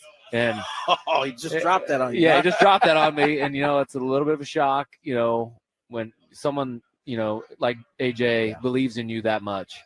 And it pushed Audrey and I to actually think about this. And, is this something that we would like to pursue? If we got that much belief from the organization, we've got to make an informed decision. Yeah. And so then after that, we spent a lot of time, like I said, praying and fasting and thinking about this and how trying to map out the schedule and work it out with our family. And once we came to the conclusion we're taking everybody with us, then we felt pretty good about it. And we're able to say, if you're willing to offer the job to us, we'll say yes. 13 years as a reliever. You spent 6 here as a Padre. How has that shaped your viewpoint and how the type of manager you'll be? Yeah, I think one quality I have is a little bit of loyalty, and I was lucky in my career. I only really played for 2 organizations. I played 1 year with the Guardians in the middle, but not in the big leagues. But most of my career started with Washington, and then it ended with San Diego, and I feel very connected to this organization. I feel like it is family. They've treated me like family. And so, being a part of this and being in this role is something that's very exciting, and I'm up for the challenge. Now, you had to get it out the mud, so to speak, right? You weren't a high round draft pick. You're a guy who had to kind of grind. That's the word we often use around this game. How is that, or what kind of lessons from those type of situations are you going to be able to take into your managerial role? Yeah, maybe it's like people doubting you a little bit or not saying you're quite good enough. And there's probably some people thinking that as me as the manager. But it's also exciting to prove people who I really am and what I stand for, and maybe do it a little bit different than everybody expects. But those challenges as a player, they were so enjoyable. Yeah. So you've done it before. It's fun to try to get the most out of your talent. And as soon as I took this job, that feeling of what I was as a player, when's my next workout? When's my next throwing session? Right. That constant thought, that feeling, that little nervousness, that little excitement came back right away. And it was I definitely missed that. Now, did I enjoy the 2 years in between? Yeah, I did. I got a lot, my handicap went down and all that kind of stuff. But, this challenge has gotten that excitement back, that feeling back of I'm in the hunt with the boys, and I'm ready to grind it out and make something special happen. Now, you've been representing the Friar Faithful for a little bit here. Now you're out in the forefront. You mentioned family quite a bit. How important was it to get your wife Audrey on board with this? How long did it take you to get her in this direction? It took a while. It's probably taken years, but I don't know. We were on the same page for a long time. For a long time we thought there's no way this is possible, with our family and be able to move them across country and take them out of school and all that kind of stuff. But we talked to enough people. We got to thank the Melansons. They kind of gave us the blueprint of how they've moved their kids from Florida to Arizona to San Diego, and we're going to follow that plan. And once we decided that, it was I talked about it a little. There's some peace that came over both of us to be able to say yes to this decision because we knew it's an opportunity of a lifetime. Hard to say no to being the manager of Padres with a team like we've got. Obviously, when you decided to retire in the 23, family's probably at the forefront of your mind. You've missed a lot of time with your kids and your wife.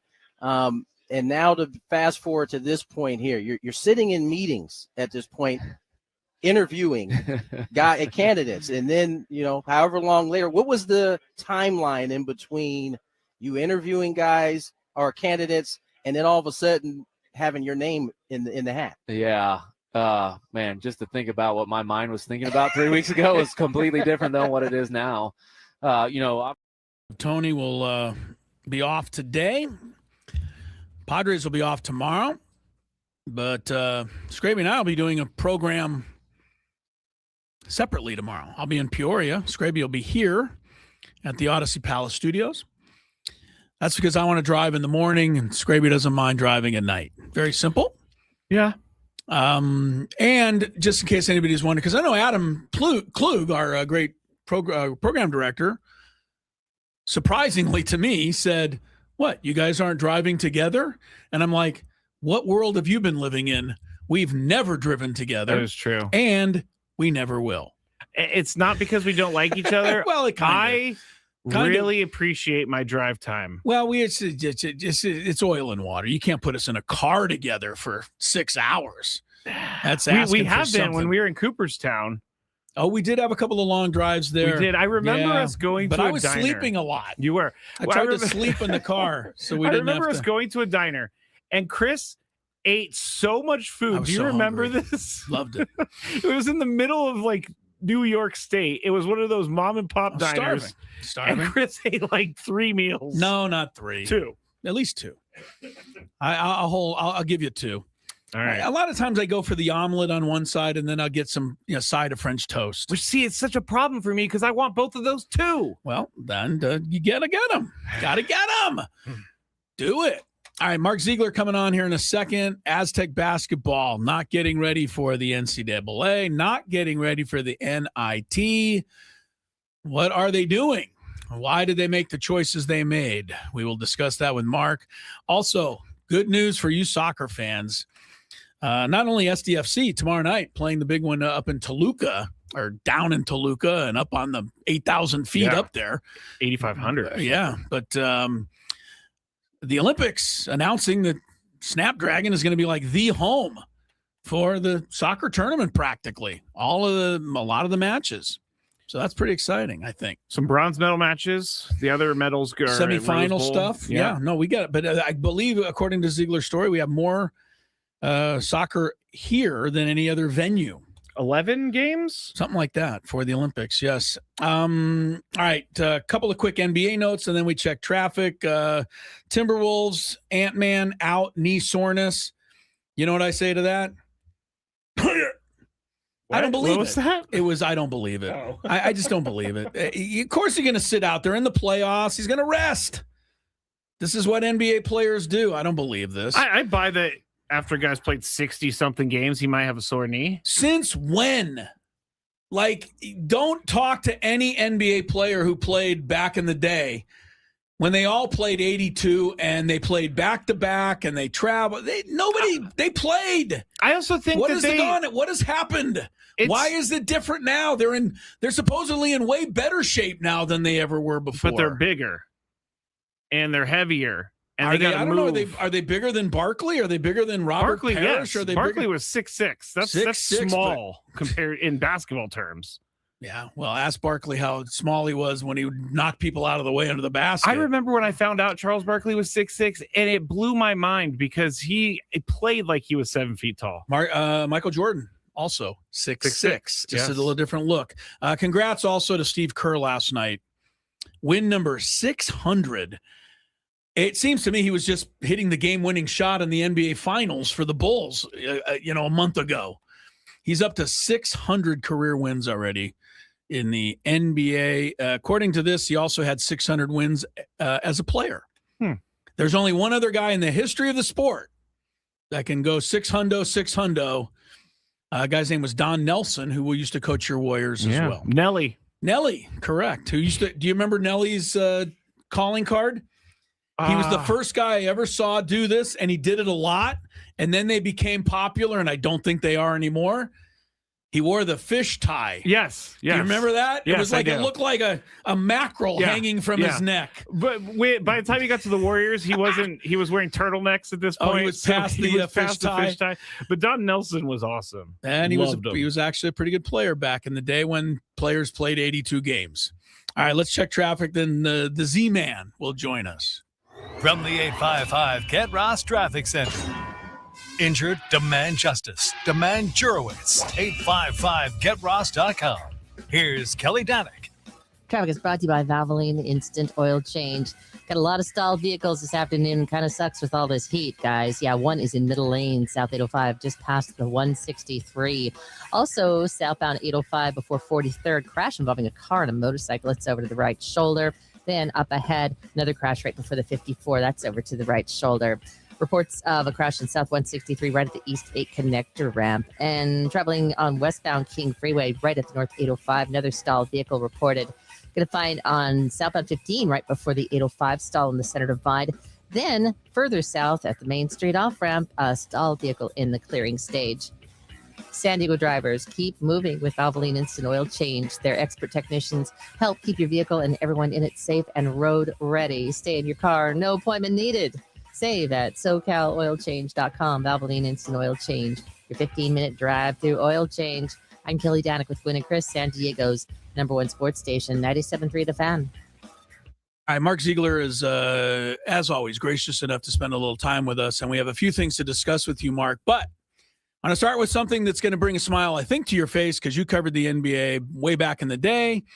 We're just talking about Don Nelson and the fish ties. Do you remember you remember those? Oh, the fish ties were the best. Weren't they the greatest? He would wear them during every game, and people would.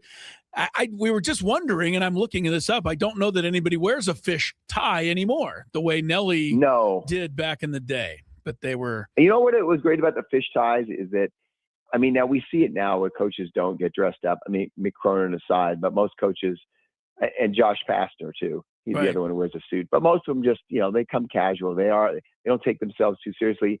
And that was an era when everybody was dressed up on the bench. You had the Pat Riley with his designer collars he had and designer suits. Anyway, that was great because it was like Don Nelson was telling everybody, let's not take ourselves too seriously. Yeah. And that was the beginning of the era. I mean, I know it happened in COVID and all that, but that was really the start of it if you want to go back.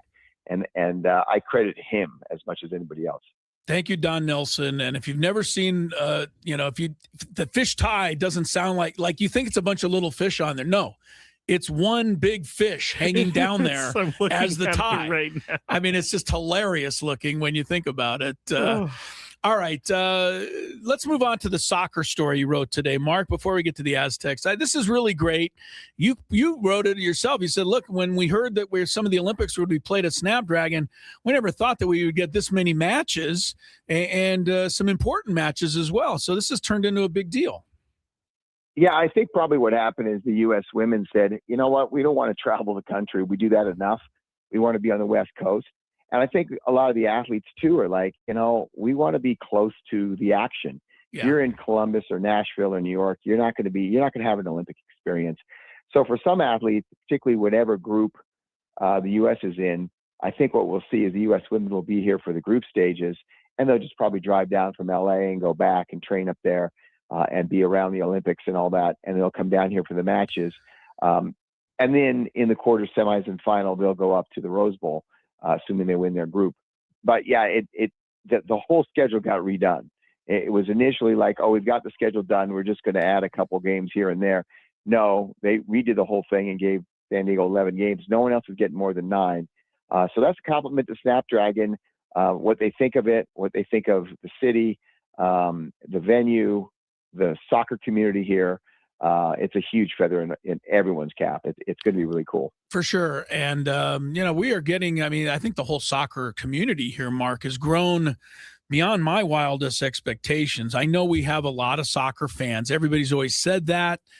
But, we had the Wave come in here, and I think they made some nice inroads. And now, obviously, what San Diego FC is doing and continues to do, and now, doing it in the CONCACAF Champions Cup and having a chance to advance again. And now with the matches coming down here, this is really it's exceeded what I thought it would do in this short of amount of time.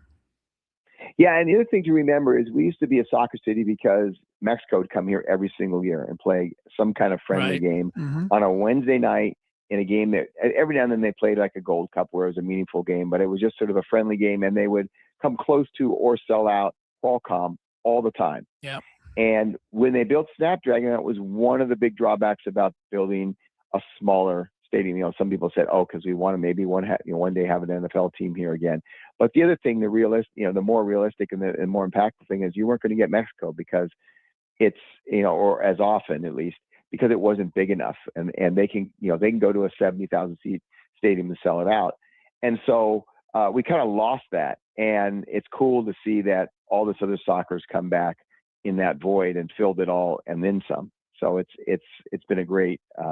It's been great for the soccer community. I mean, these people are in heaven. Trust me, I know a lot of them, and they're just like, "Oh, this is great." This is great for soccer. All right, so this is the hardest question in the world, and I'm sure you're getting it from me and everybody and you're getting texts and emails, and the question is, who are the Aztecs going to keep? Who are they going to lose? But instead of answering that, try to give us some idea of what not playing in the NIT actually does for the Aztec program. Does it give Dutch a chance to get a better feel for what kids are going to do? And can we just assume that by not doing the NIT thing, it is because we want to focus every attention on next year? That's part of it. I mean, there are other issues. Obviously, the team's banged up. So there was an injury factor. There was a venue factor. They can't play in VS Arena because the NCAA tournament there this week. They'd have to rent out an arena like the women are doing. And then there's a pride part of it too. I mean, I think this program considers itself above the NIT in the NIT's current form. The NIT 5 years ago and the NIT now are two different tournaments. And as another guy in the Mountain West from a school that is not in the tournament, and not in the NIT, said there are 5 Mountain West schools in the NIT this year, said, "Look, we just played in the Mountain West tournament. We don't want to play in it again." Yeah. And so I think there's a little bit of that as well. Right. But yes, from a logistical standpoint, look, they were meeting already today with players and having exit meetings. And it's a little bit of a process. The transfer portal doesn't open until after the Final Four. So you think, oh, well, they got some more time, but realistically, all these decisions are being made now. But it's so layered, and talking with Brian Dutcher today, both on and off the record, it's so layered and complicated and nuanced that it's a really complicated process. Yeah, you meet with your players, but then you have to decide, okay, do we want them? Do we not? Do they want to be here? Do they not? And then it's at what price? And then it's at what price within our budget? Yeah. And so you've got to figure out all these things. There's so many, it's three-dimensional chess. There's so many plates in the air and, moving pieces and all those, however you want to compare it. But it's a complicated process, and it's going to take time. And I think they'd much rather be watching film of players for next year than watching film of an opponent in a meaningless tournament. Isn't that crazy? It's just crazy. Mark Zeigler joins us on the SDCCU fan hotline. It's not big bang banking. It's better. By the way, while you guys were chatting there, I got a text message of a fish tie from Don Nelson, and it is incredible. It is like a bright pink fish tie that he's salamander tie or something. Yeah, I don't know what it is, but it's great. Oh, he was the best, man. Yeah. So Brian Dutcher has obviously had better seasons, and I can't consider a 22-win season a terrible season. But what do you think Brian Dutcher, if he sits down 5 years from now, what do you think he's going to reflect upon during this year? Was it that he couldn't get the consistency? What do you think is going to keep him up at night? I mean, it's a tough question to answer. The more I've been thinking about it a lot, the more you think about it. And I think he's the type of person, they preach next play. I think they just move on. I think they've already moved on from this past season. Yeah. Now, he did say he's going to, he does this every year, but after, the way things are changing, he's going to reevaluate every aspect of the program and maybe make some changes based on their experiences this year, whether that's the way they recruit, the way they schedule, the way they play, et cetera, et cetera.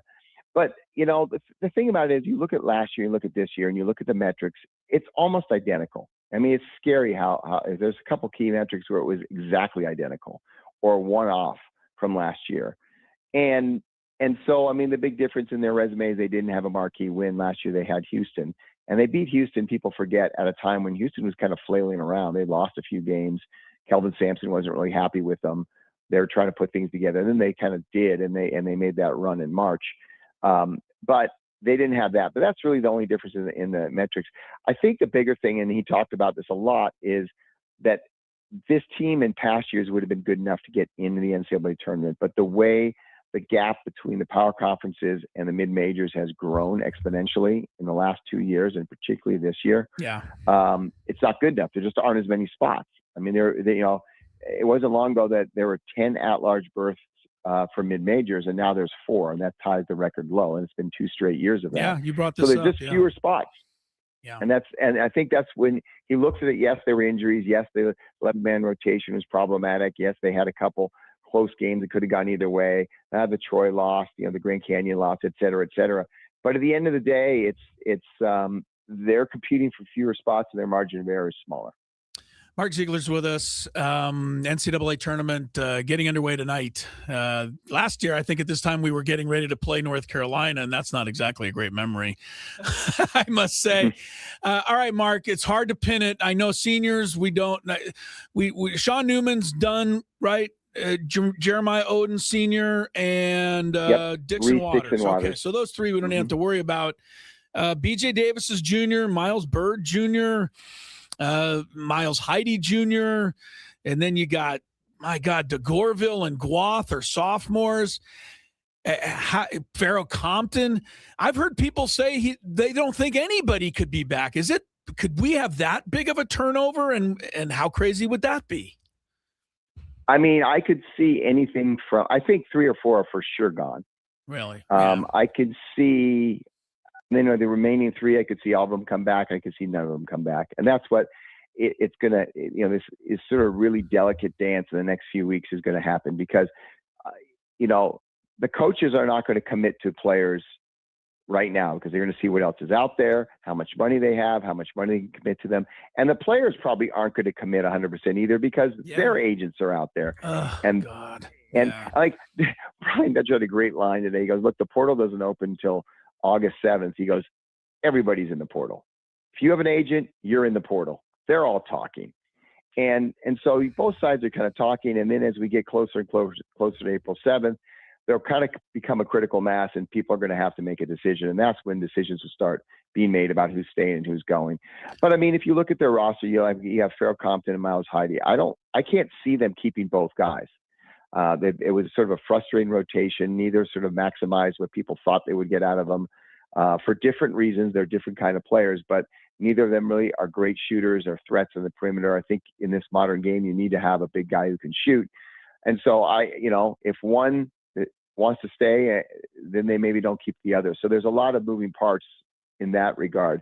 I think Miles Bird is probably gone, sort of like Nick Boyd, Keyshawn Johnson, Lamont Butler, guys who graduated from San Diego State and had an extra year, right, and then used it somewhere else. So I think as Dutcher said about Lamont Butler, he went to school here for 4 years and played pro 1 year at Kentucky.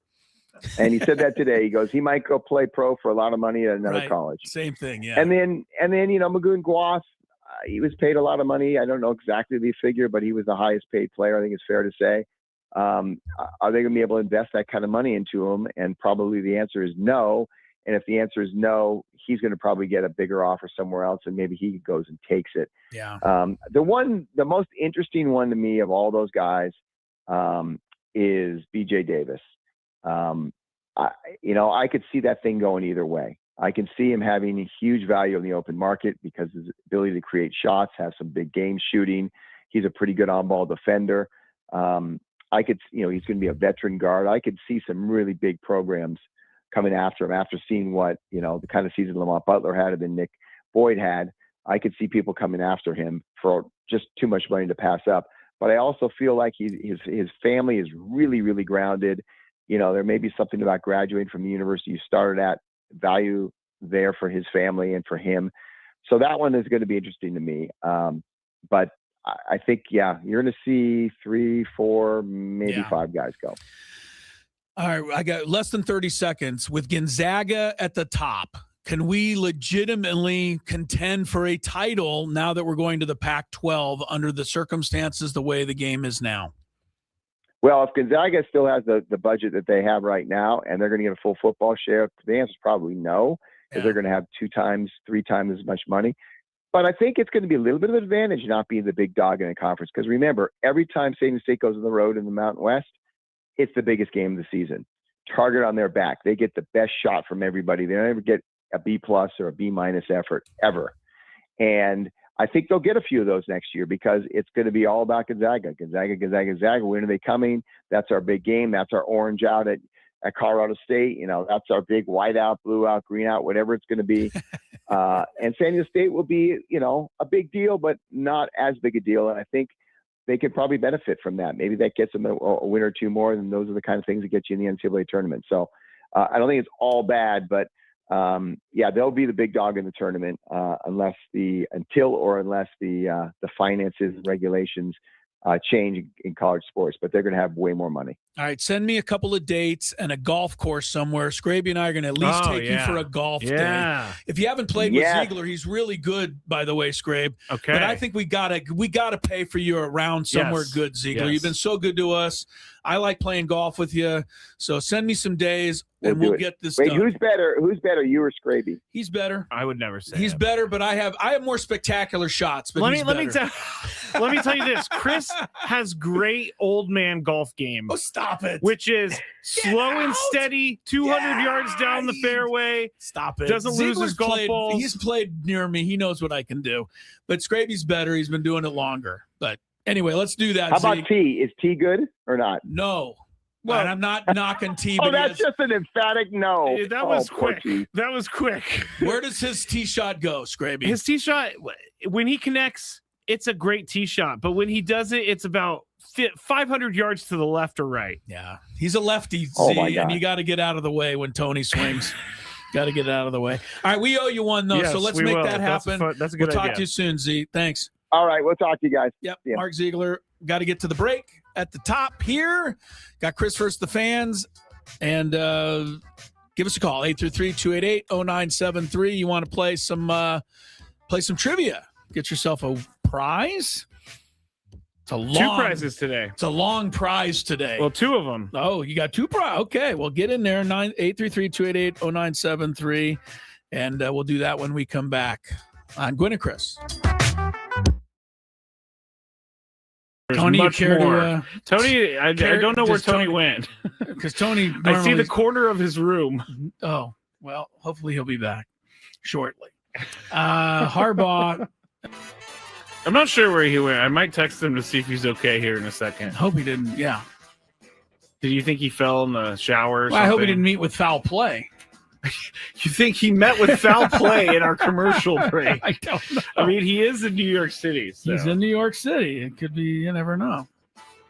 All right, we'll just go forward. We're just going to go forward without Tony. I'm sure he'll rejoin us when he gets a moment. Everybody stare at that box in the top right corner because it's just the corner of his room. I'm going to look now. I'm kind of intrigued.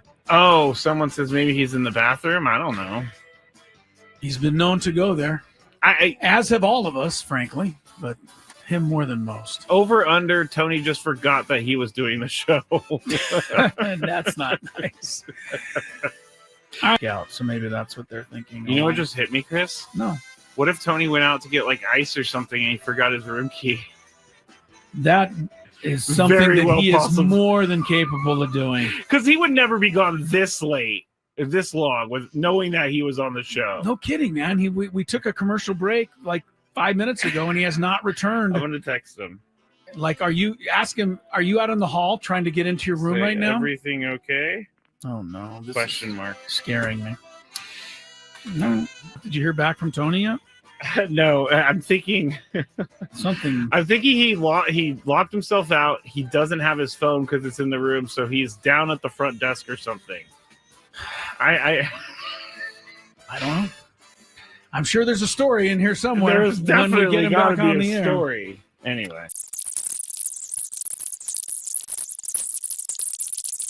I was very concerned about Tony, and I took him off the screen because he's not back. I guarantee you he got locked out of his room. I don't think you're wrong because that makes sense. But how far away is the lobby? Of course, the New York hotel, it could be one of those ones where you got to wait a while to get up to the... And he's just sitting in line. I don't know why I find this so funny, but it is. Well, it's funny to me. it's funny if he comes back with a funny story. Yeah, like it's I locked not myself funny. out. It's not funny if he fell and hit his head somewhere and we don't know where he is. That's not funny. Of course, that's not funny. He's obviously not with his phone because he hasn't gotten back to us. Has Tony locked himself out before? Not during the show, but I'm sure he has at one point in his life. Of all people, Tony would certainly seem to be one who would do it. Oh, August also says, Clinton said, got to use the key card for the elevator too. So maybe he's just stuck. You can't even get down? No, you don't need the key card to go down. Okay. You only need those to go up. You should be able to get down to the lobby to say, hey, I locked myself out. In New York City. But if we do, can you go to the Padre Hotel and knock on Tony's door? We don't know where he is still. No. Still hasn't come back. And I turned on It's been 20 minutes now. I know. Now I'm starting to get a little worried. Yeah. Where'd he go? What happened? I don't know. I would call the front desk of the hotel, but I have no idea where they're staying. I don't know where they're staying either. And when you sent him a text and said, is everything all right? We have not heard back from him. He is still not back in his room. I bet you he is standing in line in the lobby as we speak. Trying to get his key back. Someone said text Jesse or Dave. And it's really not a bad idea. Maybe at the next break, though. Yes. If we get to the next break, we got to text those guys so that they can go make sure he's okay. Because I don't know where he is. It's crazy. Dave Marcus is probably the one to text. We'll text Dave. Because he's, Jesse could be doing anything, but Dave's always there, ready to go. You're trying to say Dave has a ho-hum life and he'd just be sitting around waiting for a text, whereas Jesse might be busy? Is that what you're... Dave's been doing this job for like 30 years. I don't think the what is the word I'm looking for? Never mind. All right. Well, there's certainly an explanation, but we don't have it yet. Text Scan. I don't know Scan well enough to text him. We're going to text Dave if this gets to the top of the hour, and we still don't have a Tony Gwynn Jr. sighting. All right, do we just go to traffic like it's normal behavior time? I mean, it just seems weird. We got to move on with the show. Show must go on? Yeah. I don't know. All right, we're going to do the good, the bad, and the really, really weird and ugly next here after traffic. All right, it's with less enthusiasm than usual that we embark on the good, the bad, and the ugly for week 2, Skrabe. I'm going to try not to worry too much. I'm going to try not to worry also. I'm not necessarily the worrying type. I'm not either. But, I'm intrigued now at this point. Like it's with this long pass to Devontae Smith. He's back! Helped put him there. Into the 4 o'clock hour we roll here. Gwynn and Chris, 97.3 The Fan. Chris Ello, Matt Skraby together in our Odyssey Palace studios. Bill Howe studios, we know how. All guests joining us on the SDCCU Fan Hotline. It's not big bank banking. It's better. Mark Zeigler, always better. And giving us an update as much as he can, because I don't think even Dutcher has the answer yet. Probably. Who's leaving, who's not. But Mark Zeigler did say, I hate to, repeat it, but yeah, they could all leave. I mean, that's just the state of college basketball now. That's not the Aztecs. That's not the San Diego State program. That's not Brian Dutcher. That's college basketball. And I don't think we like it. It's stressful. Yeah, we don't like it. We don't like it at all. One thing we do like is the Padres hitting against the Mariners in spring training. Padres hit 6 home runs today against the Mariners. Last time they played the Mariners about a week and a half ago, Skrabe, they hit 9 homers. Yeah, I remember. They scored, 27 runs in that game. They scored 9 today. So in 2 games against the Mariners, they've hit 15 home runs the last 2 games. If you take that away, the Padres have hit 23 home runs against everybody else in spring training. 15 in 2 games against the Mariners. Among the big blows today, Castellanos hit one off their closer, Andres Munoz. Ty France went up the grassy knoll. Jace Bowen went high off the batter's eye and straight away center field. That was impressive. Xander and Sheets went back-to-back. Anyway, you get the idea. German Marquez started. To me, it's at least keeps him in the hunt. Definitely. 5 innings, 3 runs, but struck out 9. I think that catches everybody's attention a little bit. Padres win 9-6. All he needs to do is go 5 innings and keep them in the game. He goes 5 innings, 3 runs, and strikes out 9. They'll take that every time out. Every time. Yeah. The NCAA basketball tournament is underway. First play-in game in Dayton, Ohio. It is the Bison 24 and the Retrievers 20. That would be Howard over Maryland, Baltimore County.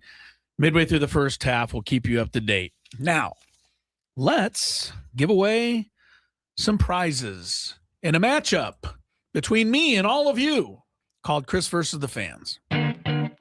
If you had one shot, one opportunity to take down the human almanac himself, howdy do. Now is your time. Listen to me, this guy is dangerous. Now is your opportunity to win a prize. Well, I hope you know what you're in for. Chris versus the Fans starts now on 97.3 The Fan. All right. Give me a second as I read everything because we have lots to give away today. You will. If you win today, you will win a 4-pack of tickets to the Good Guys 25th McGuire's Del Mar Nationals at Del Mar Fairgrounds, April 10th through the 12th. America's favorite car show returns to Del Mar for Southern California's biggest hot rodding event of the spring.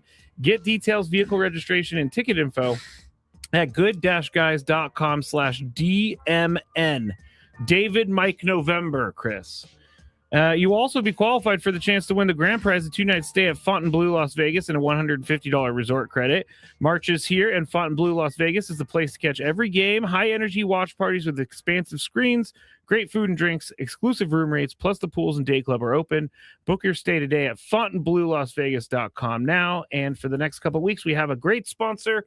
Chris versus the Fans is brought to you by the Good Guys 25th McGuire's Del Mar Nationals Car Show, April 10th through the 12th at the Del Mar Fairgrounds. Over 25 hot rods, muscle cars, lowriders, woodies, and more.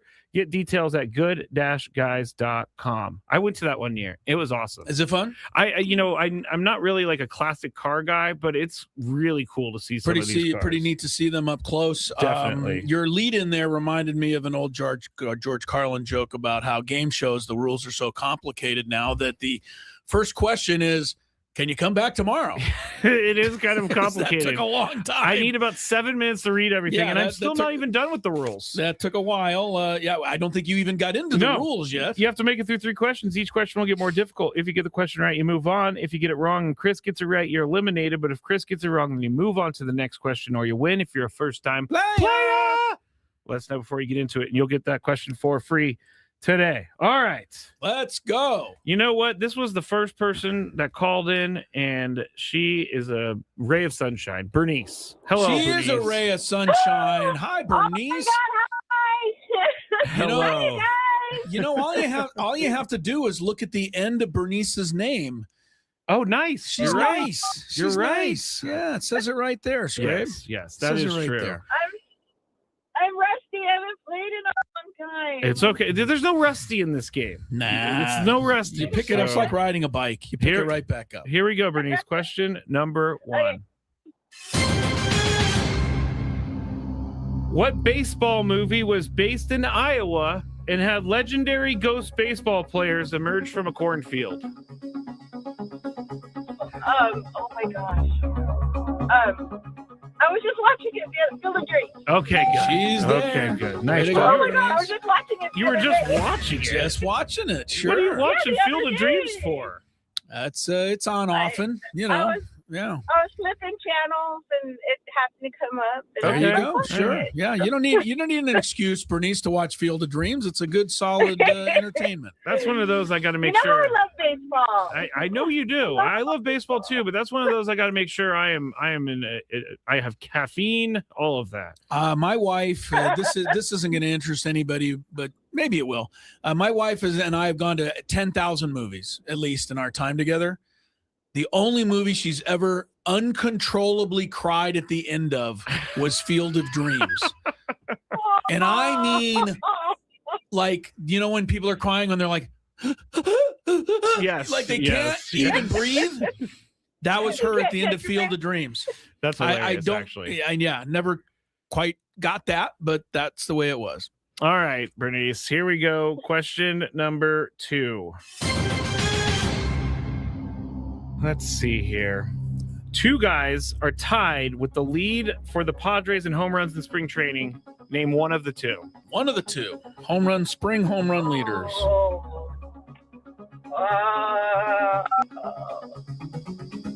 Gavin Sheet?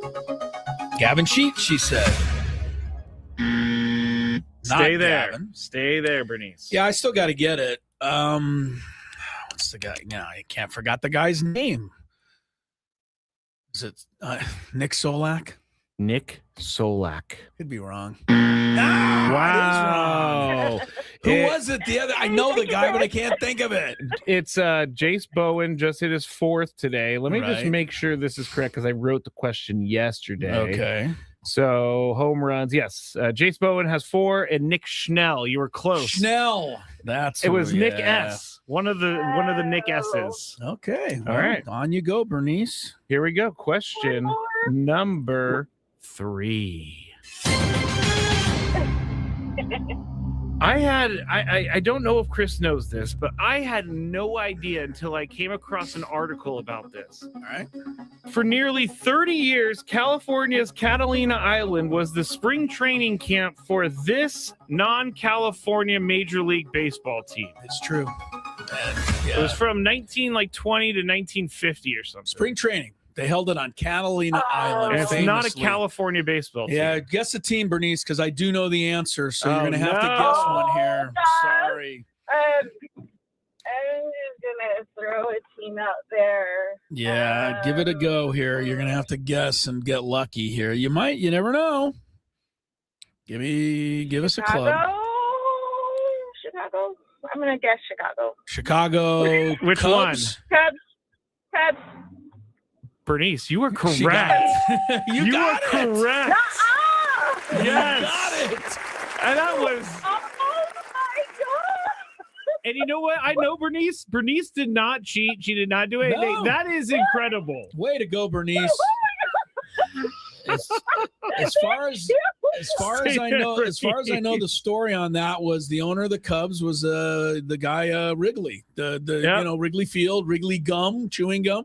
He was a big magnate, and he had a bunch of land on Catalina Island, and he put his ball team there in spring training. My question is, I can't. My question is, did they have to get on a boat every time they needed to go play a game? I imagine they did. This is like 1920s we're talking about. That this was on Catalina Island. I don't think it was the 20s, maybe a little later. Let's look. Well, I know it was destroyed in 1966. Cubs on Catalina Island. It is true. 21-51.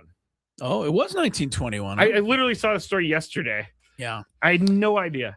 Yeah, that was true. I did know that. I don't, and I've been to Catalina Island many times. I don't know that there's any remnants of the Cubs being there. You know what I mean? Like if you walk around Catalina Island, there's nothing to indicate that they were ever there, which I find interesting. You would think they'd have some landmarks or something. Like I'm looking at a picture from 1921, I think, and it looks incredible. Had a nice little I've never been to Catalina there. Island, but this sent me down a rabbit hole, Chris. The story began, William Wrigley enjoyed Catalina. I said he owned some land. He owned the whole island. Well, that helps. That helped him move his team. God, well, congratulations own an to island? you, Bernice. Nice job. She came up with the Cubs. I love that. Yes. Good Stay for there, her. Bernice. We're going to have to talk for a second, and then I'll come get your information. You're the winner of today's Christopher the Vans. Bad news for everybody else, but Bernice was on it with the Cubs there. And, that's the fun of this game. You can guess one time, and you can be right. I got one for you on the same idea. Okay. What Major League Baseball team played their spring training games for years and years in Palm Springs? Oh, was it the Angels? Yeah, it was the Angels. Yeah, they still have Angel Stadium there. One of their minor league teams play there now. But my grandparents, growing up in L.A., my grandparents lived in Palm Springs, so I went to more Angel spring training games than I care to count. Actually, back in the day. See that it's all very interesting that all of this they finally got everything to come centrally on right to Arizona and Florida. Well, I mean, Yuma, Arizona was not close to anything either, where the Padres were, right? So yeah, true. You had teams kind of spread out here, there, and everywhere back in the day. and it's a lot more convenient now. Someone said because I blurted out, I would love to own an island. Someone said, owning an island in this day and age is not as cool. It doesn't look as cool as you think. It might get you investigated. Is that what you're thinking? Was that what you mean? I would have parties on the island. Well, wait, never mind. I would have a bunch of people over to the island. We would all have fun on the island together.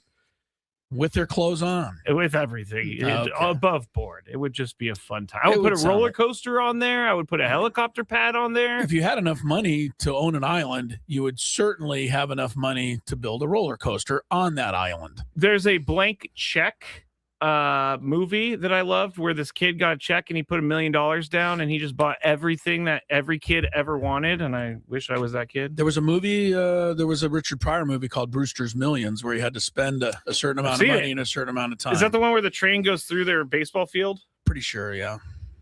Richard Pryor, funny guy.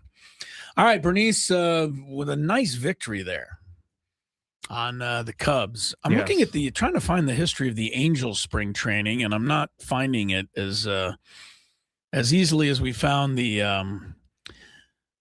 Cubs on Catalina Island. Yeah, the Cubs on Catalina Island. My grandfather was, he sang the national anthem at a couple of games there. Wow. Yeah, it was a big deal. It says it was called Angel Stadium from 1961 and 1995. It's now called Palm Springs Stadium. Okay. And you are correct, obviously. Yeah, Gene Autry owned the team back then, the old Cowboy. I'm looking at a picture of it. Man, it looks like a high school stadium. Well, I do remember a few games there where they sold. Yeah, I'm looking at it there too. They would sell so many tickets to the game, Skrabe. Yeah. That you would sit in the outfield on the grass for like 10 rows and they would just put a rope up. And if the ball got hit in there, it was a double.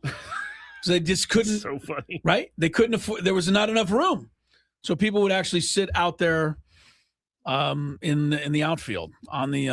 I like how things were back in the day. Yes, it was a lot simpler time. It was a lot simpler time. But was it? Because everybody always says, like, if I have a conversation with an older person at AA or something, they're always like, it wasn't as easy as you think it was back then. Is it all relative, Chris? What do you mean? The stresses of life through time? I think the stresses of life through time get harder for everybody as we get older. Okay. I think we can just fair. look at young people and wish we were them sometimes. That's fair. And realize that they think they have problems, but they don't compared to what we get to do. There's a great picture here of Bill Rigney, the manager of the Angels back then, talking to one of the players, Rick Reichart, and they're wearing the old CA hat. And if you look close at the top, it's got the halo around the hat. Those were the days of the Angels. You love those hats. Love those hats. More Gwynn and Chris coming up after we check some traffic. Is the World Baseball Classic cooler than the World Series? What? I can't believe who thinks so. We'll find out when we return. And what is before they try, what is the heat index they're facing? Do we know? Or Well, you could look up the Scoville on a ghost pepper. Yeah. It's one of the world's hottest. There's a couple of hotters. Scoville's the measurement unit. The X pepper and all of that. Thanks for the education, because I did not know. I've allowed milk and bread, but if I was asked, tell us the actual rules of this. Like the rule is, see if you can do it. I guess you guys alternate spoonfuls until one of you can't. One of you can't do it anymore. Yeah. That's not happening. Until you can't do it anymore. I will take And one. The winner, spoonful of Skraby, this. has a jar of a couple of my jars. I think they both are winners if they pass this. I hate to winners. say, yeah. Yeah, of course. There will be no back and forth. There will be one spoonful. Now, this is the one that he has right now. The 38? Maybe. Okay. All right. Now, this right here, I've been putting on some of my turkey burgers. Good stuff. This is hot. Okay. All right, are we doing All right, this? here we go. All right. Let's Adam's do ready. it. There, away he goes. spoonful He of does the- have a full spoonful He does. for those There's- listening. there's on no that. doubt. I'm literally sweating watching him That's a do full this right now. spoon? That's a full spoon. All right. That is a full down the spoon. hatch we go. All All right. right. And man, he went the whole thing. He did not. He did not trickle that down the throat. He He just hasn't reached for the milk yet. Skraby's coming over. When does the heat kick in? Oh, I knew it. When does the heat kick in? Wow. you better go, dude. There goes Skraby. They Skraby, both did it. did you swallow that, Skraby? Yeah. That is some good stuff. It's delicious. Delicious. We're gonna see Tasty. it. I'm gonna watch you now. I'm feeling it already. I am. Are you? No. He's Adam's feeling good. feeling nothing. All right, so take another spoonful, Adam. You'll win. Oh, come on. Now we're double dipping. Oh, He's yeah, all you one can't put your spoonful. same That's spoon not in what the there. competition's all about. We always said Spoonful that. too? Yeah, go for Oh it. yeah. I always said that Adam Klug was kind of had a. I at least used a different spoon, no double dipping. All right. That's I it. didn't know where I don't. I Think always it thought matters. Adam Klug had a cold persona, but evidently it's just the opposite. All right. Big He boss is Michael handling Valenzuela it. in the Wait, YouTube no, chat, dog. by the way. What you waiting on? You let laughing at drip in your hand. Oh, okay. Scraby, where are you? Let me see. Okay. I'm just looking at Adam, and Adam's not having any problem at all. Look at you, Adam. Adam is backed up. I'll let you But boys. this I must tell you, Tony, hold on. that Adam has cashed the check. Yeah, he did. Yeah, he he did. cashed You said his I wouldn't check. be able to catch I you. did. No, you I cashed sure it, did. man. You proved cashed me it wrong, for my sure. friend. Scraby, I gotta tell you though, this is further proof that whatever we got him with that the tie, tie thing, was yeah, because super weak. this is less than a 10, he's right? He's over here having a difficult time. You're turning a little no, red, The time Scraby. was just as bad. You're turning a This little hit me red. By the way, faster. this is delicious. Oh my Oh, God! he's Go going with for another it. one. Yes.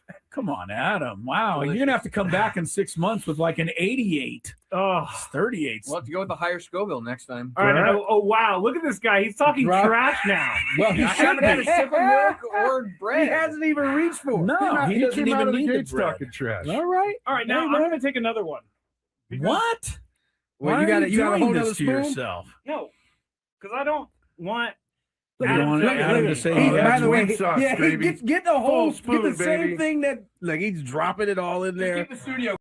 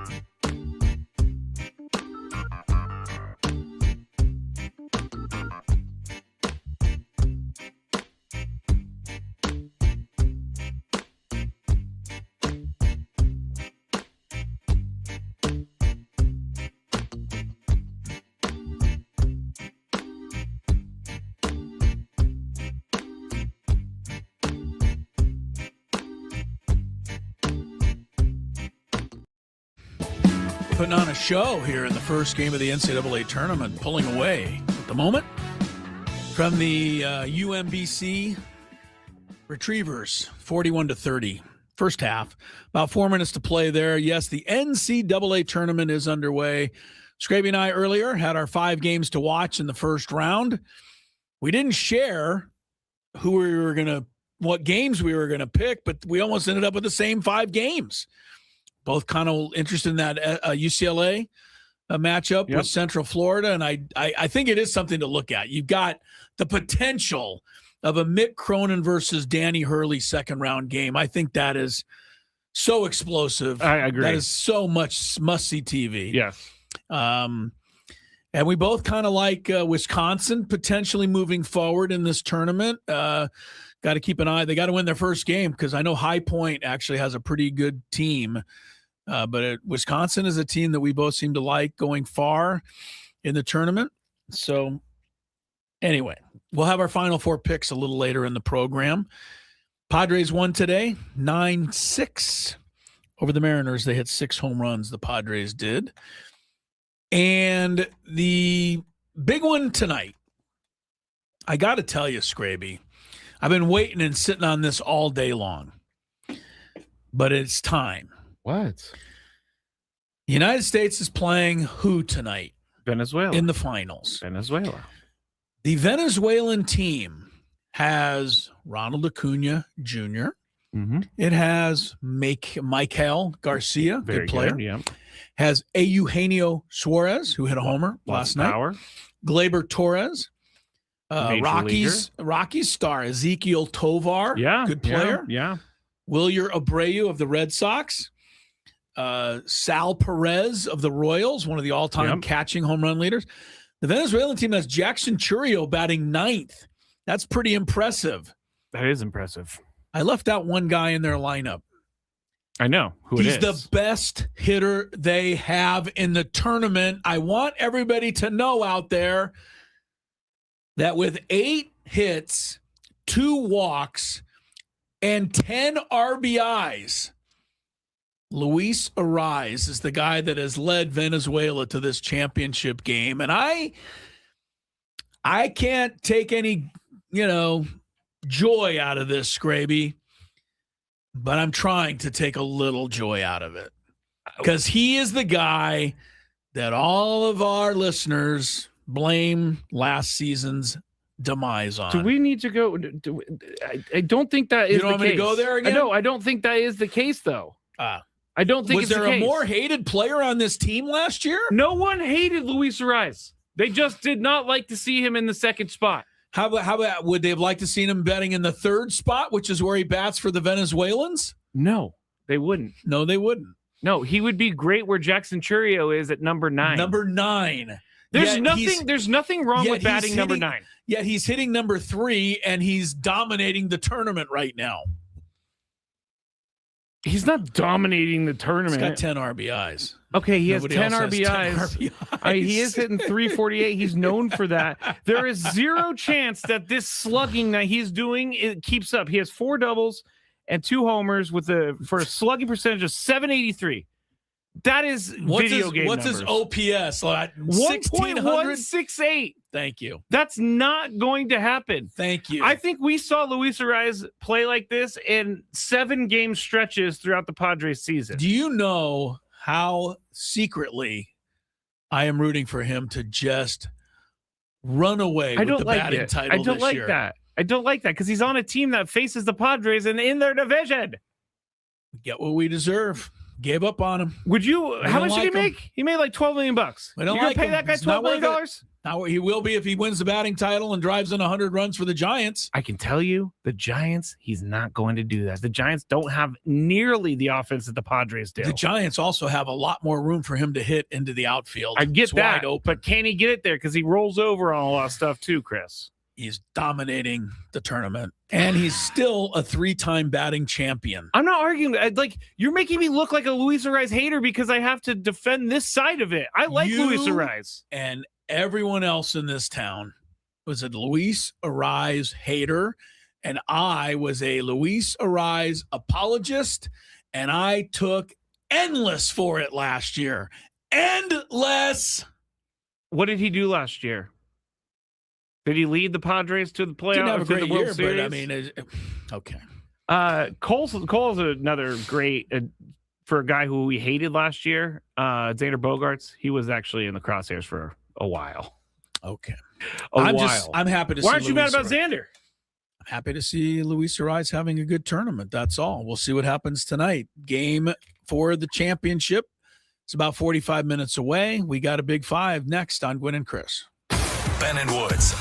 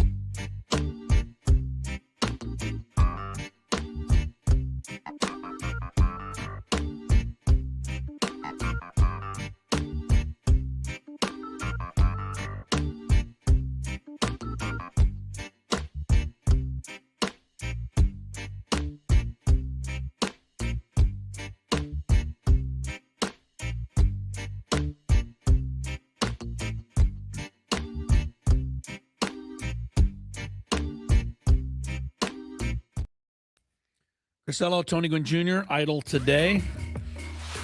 Skraby, alongside here in the Odyssey Palace Studios, otherwise known as the Bill Howe Studios. We know how. I did not know, this is a little Angels trivia, going back to the days of Palm Springs, but Bill Veeck, do you know who Bill Veeck was, Skrabe? No. Bill Veeck was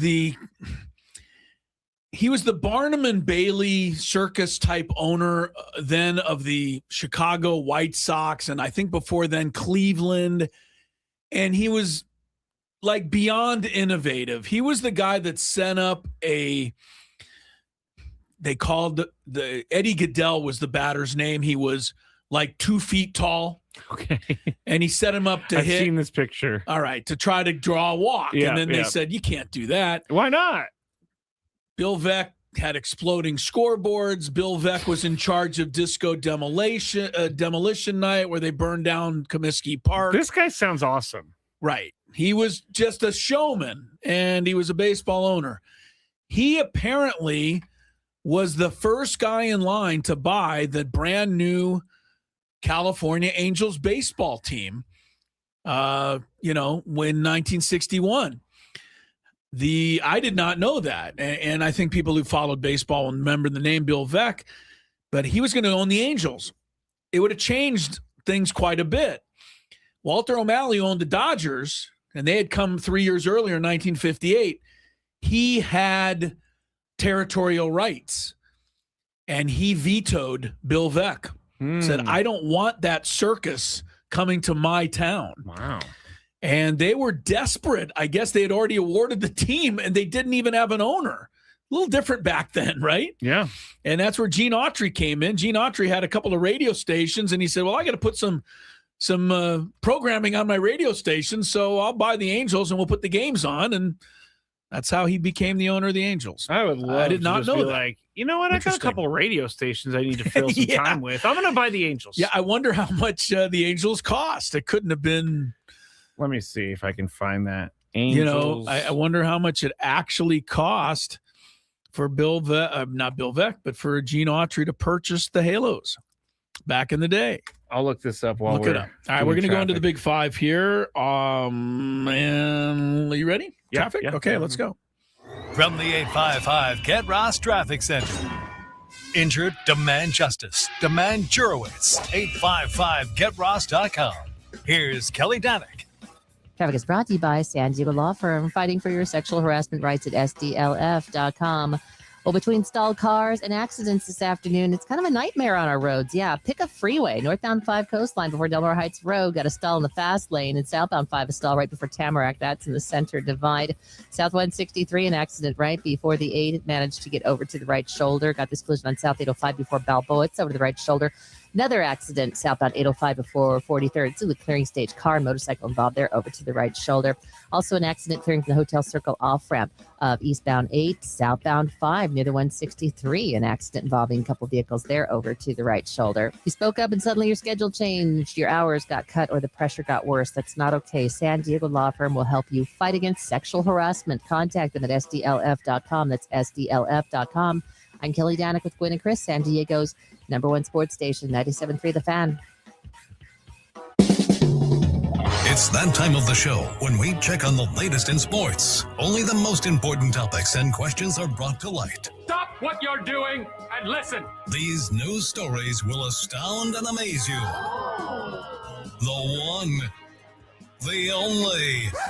Oh my God, who the hell cares? The Big Five starts now on 97.3 The Fan. I just found out how much he paid for Gene Autry, how much he paid for the Angels in 1961. He bought them, according to baseballbiographies.com, he bought them for $300,000, which today is $3.2 million. So, but he sold it in 1997. I'm seeing two figures on this. Okay. One says 140 million, but most say 100 million is what he sold it for in 1997. Got 300,000 to 100 million. And now the team's worth over $1 billion. If you look at my camera on the StreamYard, there's a picture from the original Angels at Palm Springs, I call your attention to the halos on the hats. Can you see them? Yes, Skrabe? I can. I just love those. It popped up with something. Yeah, I saw that, but I think hopefully you caught it. No, we did. I saw it. That was I good. loved those hats. I don't know why we can't go back to them. Why not? Have some fun out there. I guarantee you could buy one of those somewhere. Oh, you can buy them, but I think the Angel. Why don't the Angels wear them? Because I don't. You think they're dorky now? I think they're a little dorky. Dick Enberg had the classic call when the bases were loaded. He would say, "There's a halo over every base." I do Come like on, that. Dick That Enberg knew what he was doing, man. And that is why he's a broadcast legend. And when the Angels won, the big scoreboard in left field with the big A and the halo at the top, Angels win, and the halo will shine tonight. All right. Come on, I'm those are the learning a lot glory about the days. Angels You're not today. gonna beat that kind of stuff. No, I mean an angel or a halo over every base is actually awesome. That's pretty good, right? That's really good. Dick Enberg was all right. All right. Beyond all right. Yes, he was beyond all right. Broadcasting live from the Bill House Studios. We know how. I think we already said that. Yeah. I just want to say before we get into it, happy birthday to our guy Eric on the chat, turning 63 today. He is on the chat every single day. Pays Thank you, attention to Eric. all and the shows on the station. congratulations, Eric. You're a young man. Yes, we thank you, appreciate Eric. you being part of the show. Also, happy birthday to one of our faves here at Odyssey San Diego. We couldn't do it without him. And that's JR, our engineer. Happy 70th birthday. J.R. Rogers. J.R. Rogers, to those in the radio community. He's look, J.R.'s been doing the radio thing for more than just about anybody. More than I've been alive. Yeah, he's been on the radio. He's been doing DJ work. J.R. Rogers is one of the legends in this business, in this community. And we've been lucky to have him as our lead engineer here for the last decade. Happy birthday, absolutely, to our friend J.R. And you and I had the great joy in spring training a couple years ago. This. You and me and JR went to dinner at one of those Brazilian steakhouses. We did. And you know what? I found somebody who can eat as much as I can. JR was right there with me. Yes, I do remember that. Yeah. That was fun. Remember? Oh man, we used to get sent with people to our broadcast. Now it's just me running around with my head cut off basically. JR, congrats, man. Happy birthday. That's awesome. Yeah, happy birthday, JR. And here's the type of person JR is. Every time I need help, I text him or I email him and I say what's broken. He said, "Well, why'd you break it?" Yeah, that's what he says every single time. That's his first one. Yeah. All right. Number 5. Number 5. Adrian Morihone, according to a tweet that I was sent by our boss Adam Klug, Adrian Morihone threw more 100-mile-an-hour pitches today than he had in all of his career. He threw 9 100 or more mile-an-hour pitches today. Today in a spring training game. His entire career, 6. So, okay. Chris, what is the best spot for Adrian Morihone to pitch? Well, I think he's the 7th inning with a bunch of lefties coming up. So situational. Well, can you go, Jason? Can you flip them? No. Okay. I wouldn't. I feel so comfortable with Jason Adam in the 8th inning and obviously Miller in the 9th. The other place I think Morihone might even be better than the 7th is the 5th and 6th on a day where the starter goes, 4 1/3. Yeah. Because I think Mortihone's good for more than 3 outs. I think he's a 5-out guy, a 6-out guy some nights. I only have one thing that drives me crazy about Morihone. I know where you know what it is. Yep. Cannot field his position. He had an issue today. He bungled one today. It was a tough play, but he still didn't get the job just done. Not his strength. The good news is not everybody can, hit it back to him because he's so hard to hit. Yes. So I'm going to change my answer from 7th inning. I'm going to go 5th and 6th and kind of a middle to get us to the closer role. That's actually exactly where I was going to go too. I like it because it happened a lot with Randy Vasquez last year when Mike Schilt would pull Randy Vasquez early and then Adrian Morihone would come in and he would face the lefties or whatever. Well, what was Adrian Morihone's record last year? He won more games than just about anybody on the team. Yeah, 13 and something. So it was unbelievable. He basically his so role, many wins. Yeah. His role is when we need someone to get us to the next inning. To get us to the next guy. Get us to the next guy. Perfect stretch guy. He is. And no, he is not going to become a starter. I had a question in my DMs. I don't believe he's going to become a starter because they would have to redo everything that he's been doing. I don't see any reason for him to be a starter. I think he's more valuable where he is right now. Number 4. By the way, his record last year was 13-6. He tied Nick Pivetta for the team lead in victories. That is crazy. Nick Pivetta pitched 181 innings. Adrian Morejon pitched 73 innings. It just tells you how important he was for the team last year. Every time he was in there, they scored runs and won. It's his final contract year too, so this is a free agent year. I think he's going to have an incredible You know how good season. he was last year? Robert Suarez had a 0.90 whip. So did Adrian Morejon. Wow. That's how good he was last year. Yeah. Looking forward to seeing that this year. Real quick, Mason Miller for the Padres, 0.73 in the whip category. I love it. I'm becoming a bigger Mason Miller fan by the day. I almost hope he doesn't pitch tonight. I want him to save as many arm shots as he can. I need him to close out the World Baseball Classic so we can ask him about it later this week. All right. I think I already hit number 4. The NBA is set to vote next week on adding expansion teams in Las Vegas and Seattle, targeting a 2028-29 start. Sources indicate strong support for taking the bids for the two franchises, and they project each team is going to cost around $7 to $10 billion for anyone who wants to own it. So I guess that leaves Gene Autry out. It does leave Gene Autry out. Gene's out. The executives, I guess, believe that both markets, Vegas and Seattle, would rank among the NBA's top 8 in revenue. So that means it's going to be a very competitive bidding process for these teams. My question, and I'm up first, is do we need more NBA teams? And my answer is very simple, and I think everybody knows I'm going to say no. We do not need more teams. I'm already trying to learn the guys that are in the league. I don't need 24 more guys in the league. I feel like this is going to water it down. We all know why this is happening. It's for some money. I don't believe that this is a good move. It's going to happen, and I'm going to deal with it, but I'm not a fan of it. Chris? I think there's plenty of talent. There's so many good players out there. I mean, honestly, now that you're including Europe, I mean, you're talking top-notch college players that are not on NBA rosters. They're playing in the G League, and they're good enough to play in the NBA. The thing that's usually keeping them is that they don't play great defense. Well, guess what? Nobody cares if you play defense in the NBA anymore. They don't let you. The rules don't even let you. So, I remember the Seattle Supersonics. I think they had great fans. They had their team pretty much ripped away from them. I don't think that was anything the fans did. No, it's a very San Diego situation. Yeah, so I'm happy that they're getting it back. Las Vegas, just, look, we crossed that line finally, 10 years ago when we let the Golden Knights move there, and now there's baseball, and now there's football, so why not basketball? I don't think it's going to matter. I know what you're kind of saying, though, because I don't know anything about the Memphis Grizzlies. I don't know anything about the whoever Trailblazers. Right. There's 11 teams in the NBA that I can barely name a player on the team. But I don't care if there's 13. Like, it's not going to matter to me. So, there's enough players for it. I say do it. I can't believe it's $10 billion for a team, though.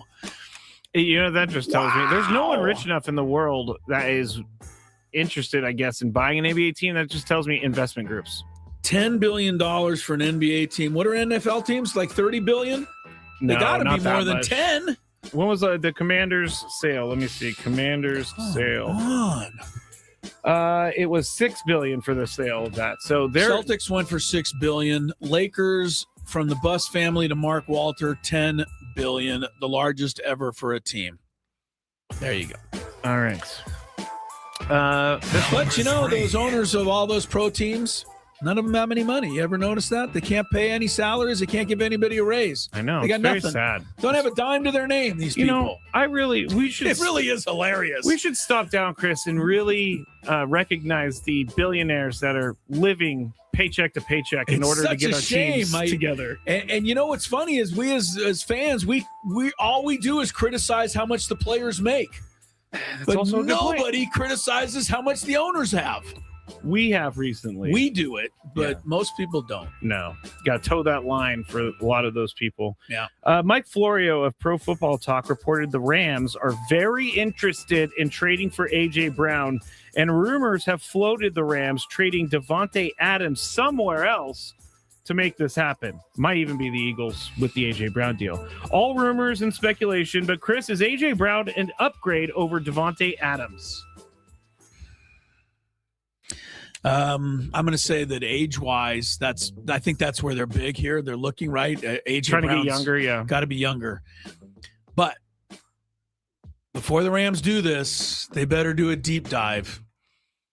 Because every time I hear anything about AJ Brown, he always seems to kind of skirt around it, but he comes up way too often for my liking. He does come up a lot. And I think that he is a bigger problem for the Philadelphia Eagles than he is a help.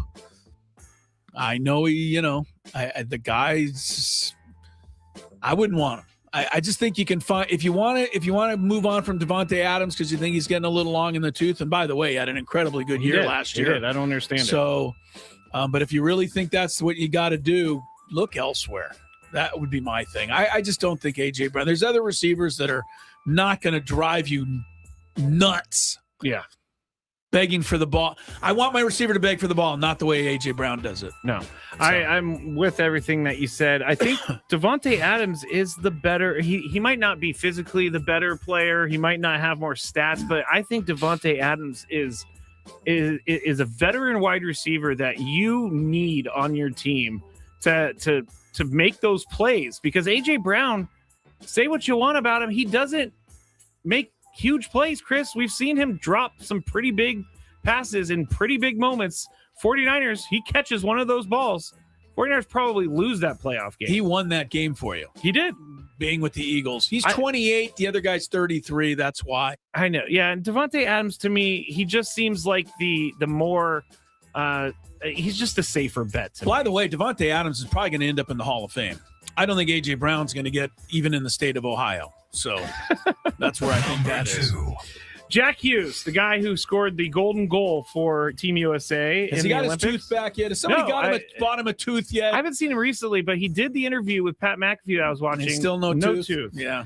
Okay. He wants the Hockey Hall of Fame to give him the puck from his gold medal winning overtime goal in the Olympics, which is, and get this, Chris, is a Hockey Hall of Fame in Toronto? Yes. Okay. Well, it's displayed in Toronto, which is a puck that beat the Canadians. Right. So, yes. Jack Hughes said, quote, "I'm trying to get it like that's bull bleep that the Hockey Hall of Fame has it." Did he ever have it? Do we know the story? No. So he was never in possession of it. No, because actually he was doing an interview after the game and everything. That's right. He was an overtime goal, so he was jumping around celebrating. So Nobody someone got the took puck. that, sent it to the Hockey Hall of Fame, and he never had it in his possession. So my question, I'm up first. Should he get the puck?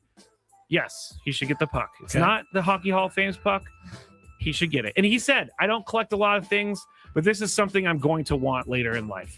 I think the Hockey Hall of Fame would be cool if it's there, but to me, this is an item that belongs in a 9 possession is 9/10, as they say. Yeah, but it's true. I think it's Jack Hughes' goal. He scored it. He gets to choose what he wants to do with that puck. He lost a tooth for it. And the thing is, like, Megan Keller scored the winning for the women. Oh, he also said she should get that. She should get hers. They can, they can still put pictures of them and up in the Hall of Fame and, pay tribute to what they did. But I think if they want the puck and it's something that, special, I think they should have first crack at it. I do. I really love that it's in Toronto, though. That is pretty comical when you think about it. That he's, when I first read it, I was like, the Hockey Hall of Fame has to be there because it says it's right now. It's on display in Toronto right now. It is, yeah. He should just go steal it. I love the hockey players. He goes, "I'm trying to get it." Like, that's bull bleep. Yeah, that the Hockey Hall of Fame has it. In my opinion, why would they have that puck?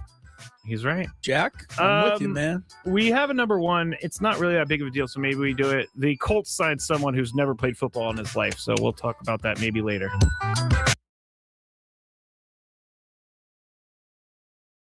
Tony, you care to, Tony, I don't know where Tony went. Because Tony, I see the corner of his room. Oh, well, hopefully he'll be back. shortly. Harbaugh. I'm not sure where he went. I might text him to see if he's okay here in a second. Hope he didn't. Yeah. Did you think he fell in the shower? Well, I hope he didn't meet with foul play. You think he met with foul play in our commercial break? I don't know. I mean, he is in New York City. So. He's in New York City. It could be. You never know. All right, we'll just go forward. We're just going to go forward without Tony. I'm sure he'll rejoin us when he gets a moment. Everybody stare at that box in the top right corner because it's just the corner of his room. I'm going to look now. I'm kind of intrigued. Oh, someone says maybe he's in the bathroom. I don't know. He's been known to go there. As have all of us, frankly, but him more than most. Over, under, Tony just forgot that he was doing the show.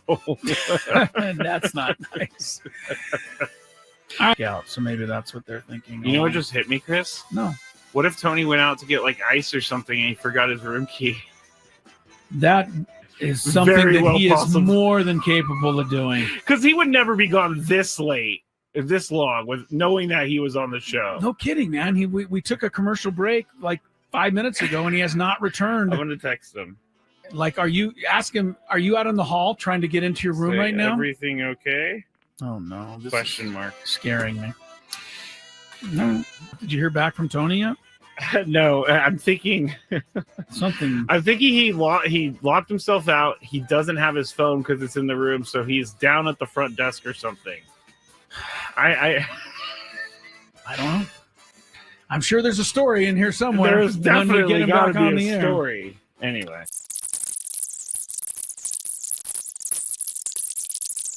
I was very concerned about Tony, and I took him off the screen because he's not back. I guarantee you he got locked out of his room.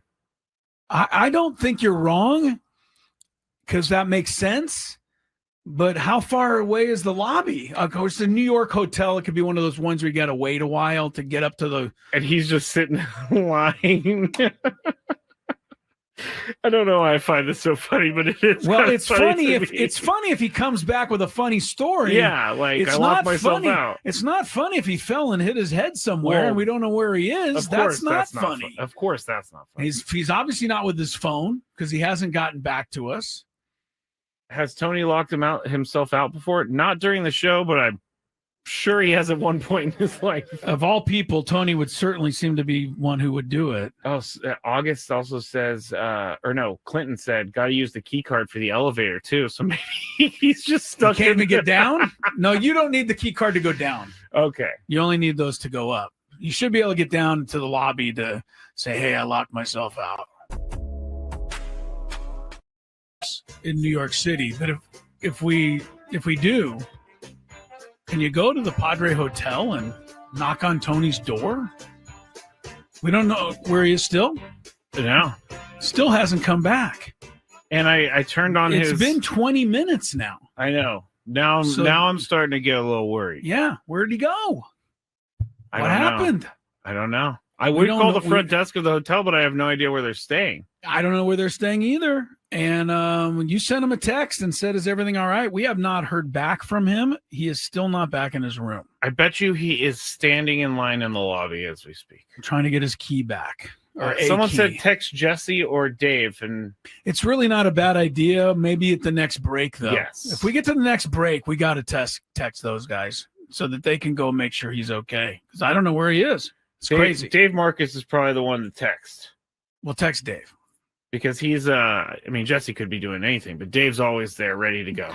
You're trying to say Dave has a ho-hum life and he'd just be sitting around waiting for a text, whereas Jesse might be busy? Is that what you're... Dave's been doing this job for like 30 years. I don't think the what is the word I'm looking for? Never mind. All right. Well, there's certainly an explanation, but we don't have it yet. Text Scan. I don't know Scan well enough to text him. We're going to text Dave if this gets to the top of the hour and we still don't have a Tony Gwynn Jr. sighting. All right, do we just go to traffic like it's normal behavior time? I mean, it just seems weird. We got to move on with the show. Show must go on? Yeah. I don't know. All right, we're going to do the good, the bad, and the really, really weird and ugly next here after traffic. It's with less enthusiasm than usual that we embark on the good, the bad, and the ugly for week 2, Skrabe. I'm going to try not to worry too much. I'm going to try not to worry also. I'm not necessarily the worrying type. I'm not either. But, I'm intrigued now at this point. Like it's with this long pass to Devontae Smith. He's back! Helped put him there. Hold on. He's back, everybody. Stop everything.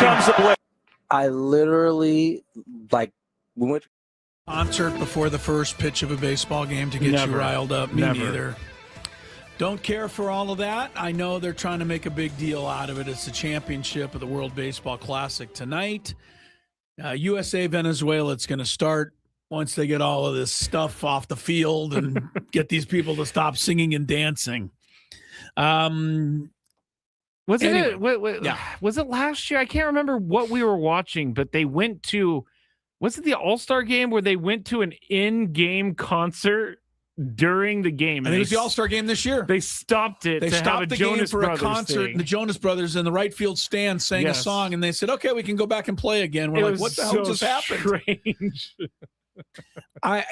Look, the NFL Super Bowl halftime has gone beyond to where we just kind of accept that that's going to be part of it all. Okay. Yes. But now every other sport, I think, thinks they have to do that, and they just don't. They don't. You're right. I don't understand. It's like, why? Why do you have to be like everyone? Yeah, because I'm gonna throw some crazy name. Because Jelly Roll sings a song, Game 7 of the NBA Finals does not become more important. Yeah, we don't need Jelly Roll every single sporting event now. The game itself should be important, and it is. And tonight's game is important, and it is.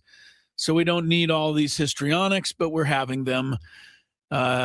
Look, if you're trying to get home to watch the game, they're giving you plenty of time to get home. I don't know when they'll ever start this game. Your guy Luis Ariz is carrying the Venezuelan flag out. All right, leave me out of that with the I'm Rise. not making. I was just saying. Aaron Judge looks like the flag he's carrying looks like a toothpick. It does. He was walking in a Team USA hockey jersey, a real hockey jersey, and it fit him. It fit him. You know what I always think of with Aaron Judge? I know it's kind of silly, but he played at Fresno State. I mean, they were right over here playing the Aztecs, weekend series. There were 12 people in the stands watching this guy play. Nobody had an idea that's Aaron Judge, right? He was here all the time. How many of us would want to go back and watch Aaron Judge? Right. If you knew it was Aaron Judge, you'd be like, man, we're going to go to the Aztec game this weekend. Cole says, why must everything be a bleeping spectacle? Yeah, have someone sing the anthem, show the players, and let's play ball. Agreed. Cole, I'm with you. It's why now Cole, and you already know, but Cole knows for sure now why I watch games on what, Skrabe? DVR. The DVR, because I don't have to watch any of this stuff. I just go zzz. If I see one thing that maybe looks a little interesting to me, I can pause it and watch it, but none of this interests me. I want to see the first pitch of the game is what I want. Well, let's talk baseball real quick because they're showing the Venezuelan manager. I believe his name is Omar Cruz. I don't mind the lineups and the guys lined up on the field. That's okay. I've always enjoyed that. I'm sorry, Omar Cruz. Omar Lopez. All right. 2 tweets. Bill Shakin from LA. We know him. Mm-hmm. Venezuela manager Omar Lopez said he got text messages from 3 organizations this morning asking him not to use pitchers he used last night. Bob Nightingale saying, quote from Omar Lopez, I woke this morning 3 text messages from different organizations trying not to pitch guys back to back. Apparently he called them back, trying to convince them to change their mind. So he may be running into some bullpen issues here. Who was the one who reported the second part of that? Nightingale. I love him, but he's not always right. I know. I don't know what's going to happen. Hopefully the juggling of the pitching won't be the thing that decides this game. But I think it very well may be. I don't know that the Venezuela team's going to have enough to keep the Americans at bay for 9 innings. They did it weird because is it just so they have a game on 3 nights in a row?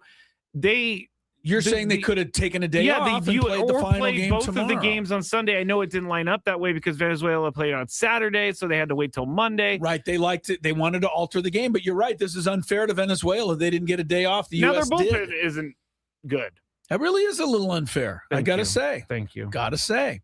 Thank you. By the way, if you're wondering, Padre fans, Manny Machado and Fernando, now that their team has been eliminated, apparently they're like hitchhiking across the country to get back to Peoria because they're not expected until like Thursday or Friday. I honestly didn't expect what are they doing? Because Wednesday's the day off. I didn't expect them back on Tuesday. But Thursday, and if they're not ready for Thursday, though, let's go. They have private jets, I'm sure, or they could get on a plane.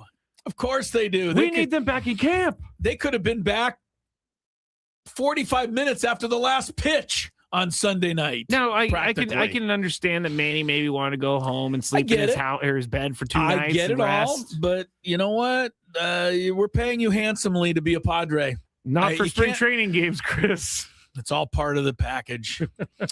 Speaking of spring training, Craig Stammen today asked about the performance of one German Marquez. If you just tuned in, Marquez, I said it earlier, it was kind of a do or die start for him today. Maybe he wasn't told the same thing, but the way he'd been pitching, you felt like he had to show something today. Well, 5 innings, he allowed 3 runs, but 9 strikeouts. And the only walk he had was overturned on an ABS review by 0.6 of an inch. So anyway, I thought Marquez looked pretty good. What did Craig Stammen think of him today, Skrabe? What'd you think of German today?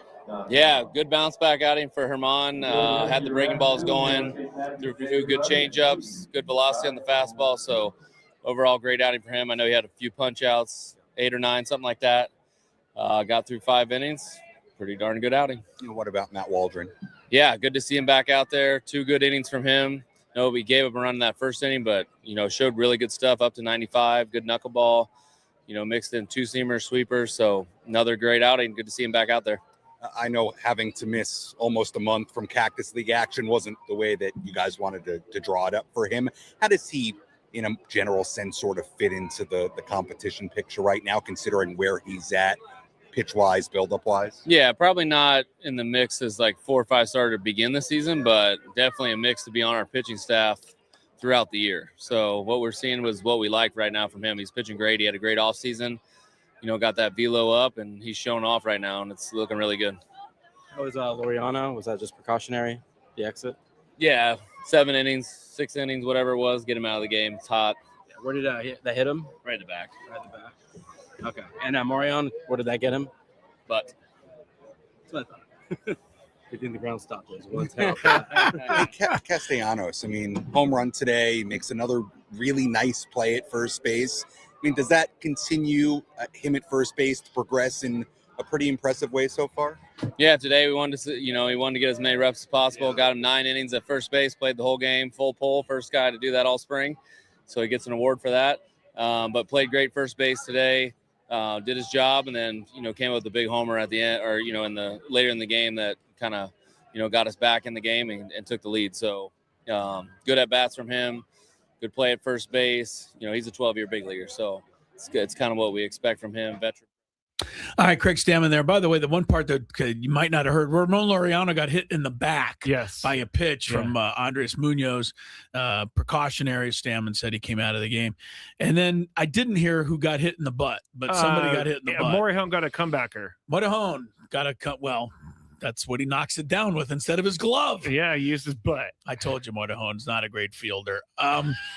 Castellanos, look, the home run today was more important than just a home run because to me it was, it's off their closer, Munoz. The game was in the 6th inning, but that's when Munoz was pitching today. He's still pitching. Right. You go deep against a closer, it means more than going deep against a guy who's going to be in Double-A, I think.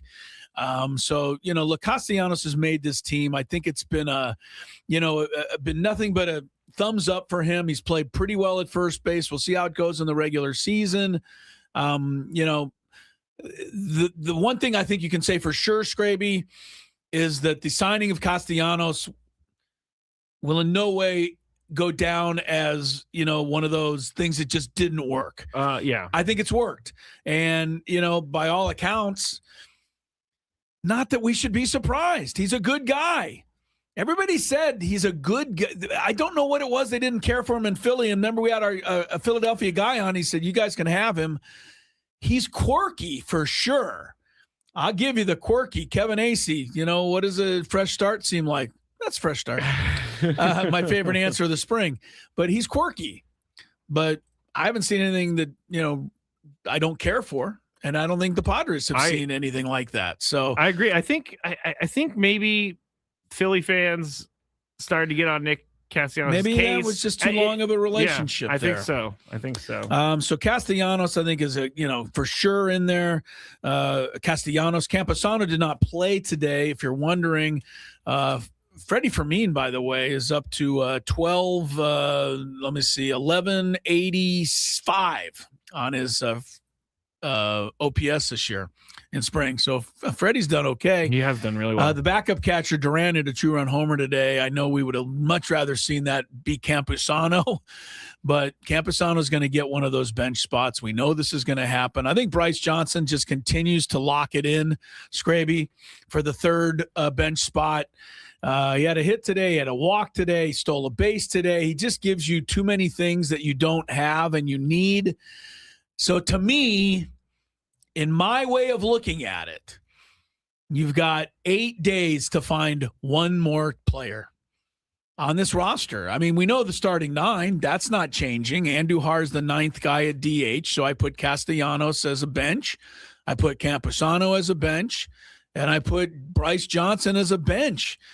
And then I go between, I'm cheating. I want Ty France. Yeah. Because I have a little favor for him. But Jose Miranda, who's been, he's up at the 961 OPS range. 325 average. Yeah. France has hit 325 also, and 872 OPS, and Ty hit a homer today. And he's a Gold Glove winner, and he plays first, and he plays third, and he can play second. I think those two guys are in a really close battle there. I won't ever understand. And then you can't totally leave out Jace Bowen. I mean, if you saw this home run he hit today off the batter's eye at the top of the stadium and straight center field, I mean, he annihilated it. 449. Oh, it was crushed. So, I know that Stammen says he needs some little seasoning, so he's going to go down probably and get it, but he's knocking on the door right now. Yeah. So I think that's what it's going to come down to. Am I leaving anyone out who could get Mason McCoy? I don't think so. Yeah, unfortunately, I think we already know he's going to be like a spot start guy. The other two, here's the other two names, Will Wagner and then Seung-Min Song, but they're both hurt. Yeah. And I think it'd almost be beneficial for them to open on the injured list because that gives you more spots on the roster. Yeah. But I think that's your ball club. I don't think there's a lot else to be determined between now and opening day on that part of it. There's plenty to be determined still on who the rotation is going to be. Yeah. Here's my question for the Skraby show tonight, and you can answer it now because we got a couple minutes. Okay. Do they have, as it sits right now, enough depth? I said enough, but enough depth. Yes. And here's my reasoning. They only have 13 players. They have 13 pitchers and 13 players. You're asking me if they have depth like on the everyday roster. Yeah, I'm saying like overall. So you're asking me the other. I think, what I've seen from Bowen makes me feel better. What I've seen from his name's escaping. He's got all the RBIs. In spring, Schnell. Arabian, or you know what I mean? Arabian, that's a horse. I drive by Del Mar sometimes, and they have an Arabian horse place, and I see that sign all the time. It's sad. I used to make fun of my dad for getting names, but now I'm right there with Romeo Sanabria. Sanabria, that's a close. Isn't that terrible? How much I missed it by, but Sanabria has given me some hope. Nick Schnell has given me some hope. Samad Taylor has given me some hope. Yeah. So, yeah, I've seen some guys behind the guys who are going to be on the bench that I think are going to be there if needed. They all, I think, Nick Solak performed well. Nick Solak, you're right. All of them have performed really well. So, yeah, I think they do. Okay. I don't, I told you yesterday what I'm worried about. That the starting pitching is going to not be good. If there is something to worry about right now, it is starting pitching. It's funny how things change throughout spring training. Before it was we were worried about depth. And the bottom line is, if Tony were here and he's not, he would say it doesn't matter. It's funny that it doesn't matter, but you can't tell me it doesn't matter, because if Germán Marquez would have given up 8 runs today and 7 home runs, he could have picked up his gear and driven off into the sunset. They would have had it packed for him. Right. So it's got to matter some. At this point in spring training, it has to, because they've now taken their roster down to 51 players. So now you're getting to the guys that are trying to get on this opening day roster. Yeah. And so it matters now. And the more home runs Gavin Sheets in the last maybe week of the season hit 4 or 5 home runs, put him on the team. He's got 2 now in spring. He hit 1 today. So did Bogey hit a home run today. I'm a little worried about Gavin Sheets' slow start, but I read something about from Kevin Acee saying that he's been looking to walk more in spring training, and he now leads the Padres in spring training in walks. So maybe that's a good thing, Chris. I think you get rid of Ramon Laureano. He struck out 14 times in 28 at-bats. That is a lot. I'm joking. Oh, I was going to say. It really doesn't. That really, to me, doesn't mean anything. Look, the established guys who've already shown they're going to be there. The reason I brought my whole harangue yesterday up about some of the starting pitching numbers is because these are guys that are all trying to make the team. Yes. And they weren't doing enough to make the team. Correct. Marquez improved his stock today. Walker Buehler, I think, solidified his stock yesterday. I think he did too. And you should go listen to these Walker Buehler interviews that Sam does, or the media scrum, because he actually knows a lot about pitching. Like, I would hope he knows. Some of these guys are just, athletes. They just pitch. Walker Buehler knows everything. Like he knows what he did wrong and what he needs to do to fix it. And him and Ruben together, Ruben Niebla, the pitching whisperer, excites me for this season. Who's had the guts, if anybody, yet to ask Walker Buehler about the tightness of his pants? Anybody? I don't think so. I never even You're thought not going to do it, are you? If we interview him Thursday or Friday, come on, you're not doing that. He seems like, you think he'd get a laugh out of it? In the videos that I've been watching, he seems like he may chuckle a little bit and be like, yeah, I've heard about that. Do you remember who was the player that I threw something at them in a similar vein? Oh, I know who it was. It was Matt Carpenter when I asked him about, hey, you got to this whole interview without anybody talking about your mustache. And he goes, you just did. You just did. Yeah. All right. And we interviewed Matt Carpenter thinking, this is going to be great. Matt Carpenter's going to hit 30 home runs this year. It would have been cool. All right. We'll be at spring training for our shows Thursday and Friday. If you're wondering about the World Baseball Classic, I don't think they're even playing it tonight. I think they're just going to have a party and maybe take the field tomorrow sometime. Gwynn and Chris continues after traffic. From the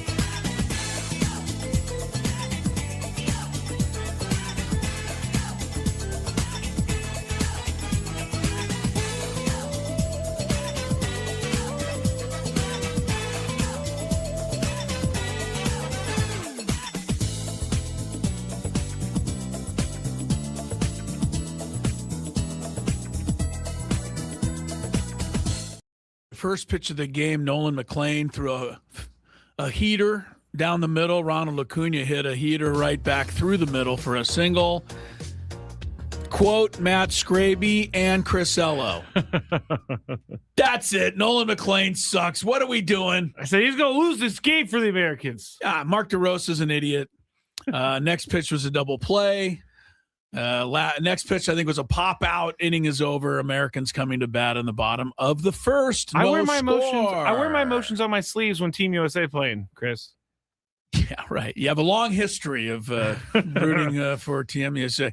How many times did you say in a normal 49er game? Oh, gosh. Normal game. And I'm talking about a game that's, you're not playing the Falcons or something. You're playing a game that's a tough, game. Okay. It could go either way. Going into the game, it's going to be a back and forth affair. Mm-hmm.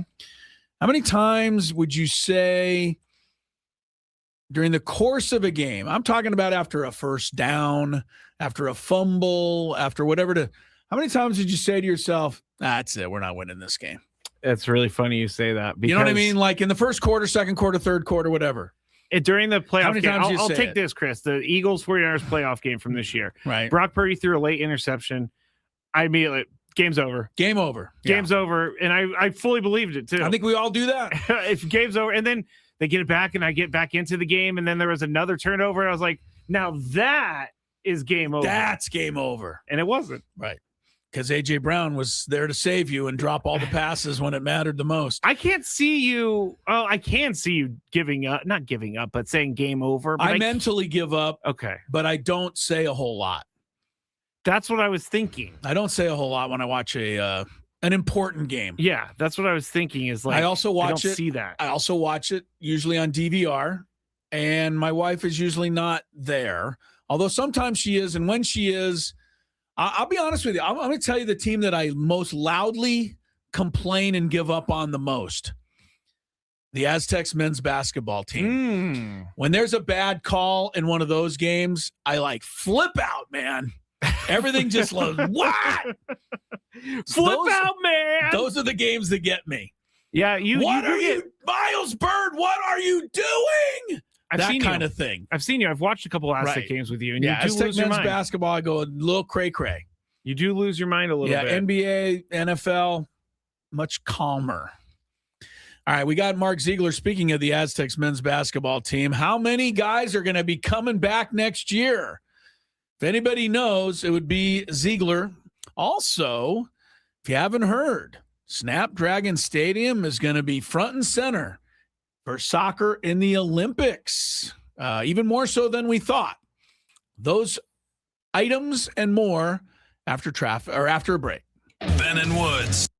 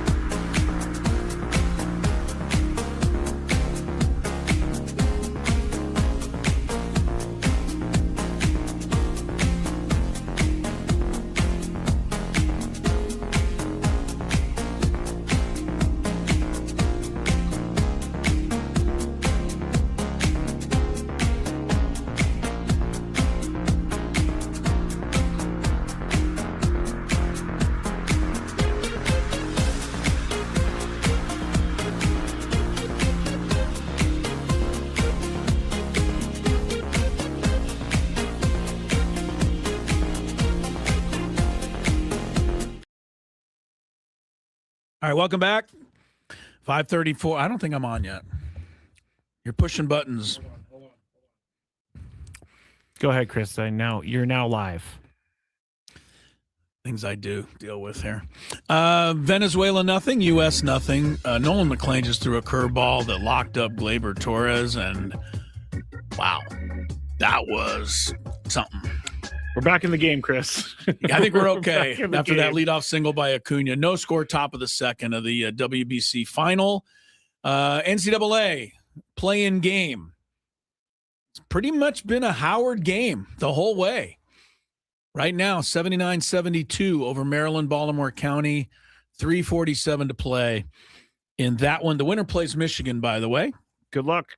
And speaking of Michigan, both Skraby and I have them going to the Final Four. We didn't give you our Final Four picks yet. No, but we can do that right now. It is very strange. Before we listen to Mark Zeigler, we did our picks completely separate of each other, did not talk to each other, did not ask each other anything.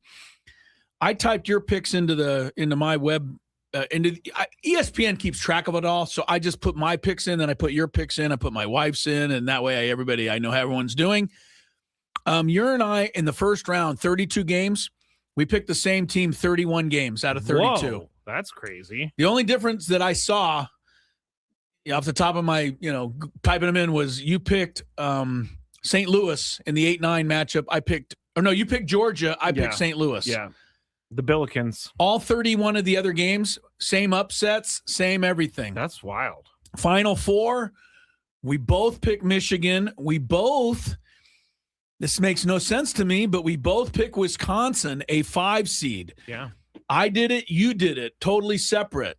Nick Boyd did not have any influence that I know of on you. Well, he's just playing great. Other than he's playing great. Yeah, the former Aztec. But we both like Wisconsin for some reason. Now, that means Arizona would not make it. Yep. So that would be the upset there. Arizona does fall out. Not much. They lost 2 games this year. Yeah, that's it. They're pretty good. And they were back-to-back games. They were back-to-back games, and they've come back since then. On the other side, we both have Duke. I think most people are going to have Duke. Just feel like they're kind of steady all the time. So we agree on 3 of our 4 Final Four, which means that none of those are going to happen. Probably. Because we both agreed. And then the one we disagree is the 4th bracket. The South. The South. That is the one where Florida is number 1. Neither of us have Florida going back after winning it last year, but I had Houston advancing to the Final Four. You have Illinois advancing to the Final Four. Those are the only difference we have in our Final Four picks. So I think that's pretty crazy. That is crazy. But we'll see how it all turns out. It's kind of getting underway a little tonight, but obviously Thursday is the first full day. And I got to tell you, Skraby, that's always one of my favorite days of the year. When you just wake up at 9 o'clock and they just start having games all day until like 10 at night. And there's a final score, then a new game, then a final score, then an overtime, then a this, and then you're scratching your bracket and you're upset and you're happy. And anyway, I always think the first day of the tournament's a lot of fun. That'll be Thursday. Someone on the chat, Smash, says Duke has 2 major injuries. I do know that. But they've looked really good this year. Duke is still Duke. Who's going to beat them? I mean, UConn has been flailing away. St. John's maybe. St. John's could beat them. I'd say one thing, we got a pretty good deal here in San Diego. I mean, we get Arizona playing here. Mm-hmm. We get Kansas playing here. Yeah. And we get St. John's playing here. I was going to make a Rick Pitino joke, but probably better than just leave We've that already alone. done my island jokes today, so we need to. We've already filled our quota. Yeah, I was going to tell all restaurant restaurant hostesses to be on the lookout. Yes. Pitino's coming to town. Oh, goodness. All right, let's check traffic, and then our earlier visit with Mark Zeigler. You'll get the latest on the Aztec basketball prospects. From the 855 Get Ross Traffic Center. Injured? Demand justice. Demand Jurowitz. 855GetRoss.com. Here's Kelly Danick. Traffic is brought to you by Creative Repipe. Finally starting to see some improvements out here. Get a chance to cleanse my palate. Southbound side of the 5, we saw this accident on the Garnett off-ramp. It's over the right shoulder. Also an accident on the Grape Street on-ramp, southbound 5. Improvements along southbound 805, accident cleared near Balboa. And looks like southbound side of the 163, that accident cleared up right before the 8. South 15 cleared an accident just before the 8. And westbound side of the 8, accident cleared just past the 805. Don't wait till that water leak in your home becomes a flood. Call Creative Repipe for whole house repipes. Get a 20% discount plus a lifetime warranty. Free estimates with financing available. Visit creativerepipe.com. That's creativerepipe.com. I'm Kelly Danick with Gwynn and Chris, San Diego's #1 sports station, 97.3 The Fan. Let's move on to the soccer story you wrote today, Mark, before we get to the Aztecs. This is really great. You wrote it yourself. You said, look, when we heard that some of the Olympics would be played at Snapdragon, we never thought that we would get this many matches and some important matches as well. So this has turned into a big deal. Yeah, I think probably what happened is the U.S. women said, you know what, we don't want to travel the country. We do that enough. We want to be on the West Coast. And I think a lot of the athletes too are like, we want to be close to the action. Yeah. If you're in Columbus or Nashville or New York, you're not going to have an Olympic experience. So for some athletes, particularly whatever group the U.S. is in, I think what we'll see is the U.S. women will be here for the group stages, and they'll just probably drive down from L.A. and go back and train up there and be around the Olympics and all that, and they'll come down here for the matches. And then in the quarter, semis, and final, they'll go up to the Rose Bowl. Assuming they win their group. But yeah, the whole schedule got redone. It was initially like, oh, we've got the schedule done. We're just going to add a couple games here and there. No, they redid the whole thing and gave San Diego 11 games. No one else was getting more than 9. So that's a compliment to Snapdragon, what they think of it, what they think of the city, the venue, the soccer community here. It's a huge feather in everyone's cap. It's going to be really cool. For sure. And, we are getting, I think the whole soccer community here, Mark, has grown beyond my wildest expectations. I know we have a lot of soccer fans. Everybody's always said that. But, we had the Wave come in here, and I think they made some nice inroads. And now, obviously, what San Diego FC is doing and continues to do, and now, doing it in the CONCACAF Champions Cup and having a chance to advance again. And now with the matches coming down here, this is really, it's exceeded what I thought it would do in this short of amount of time. Yeah, and the other thing to remember is we used to be a soccer city because Mexico would come here every single year and play some kind of friendly game on a Wednesday night in a game that every now and then they played like a Gold Cup where it was a meaningful game, but it was just sort of a friendly game, and they would come close to or sell out Qualcomm all the time. Yeah. And when they built Snapdragon, that was one of the big drawbacks about building a smaller stadium. Some people said, oh, because we want to maybe one day have an NFL team here again. But the other thing, the more realistic and the more impactful thing is you weren't going to get Mexico because it's, or as often at least, because it wasn't big enough. And they can go to a 70,000 seat stadium and sell it out.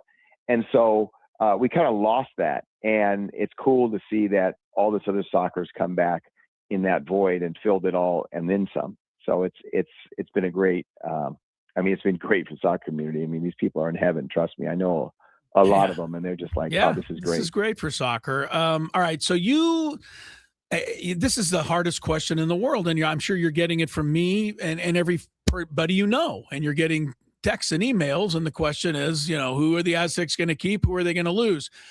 But instead of answering that, try to give us some idea of what not playing in the NIT actually does for the Aztec program. Does it give Dutch a chance to get a better feel for what kids are going to do?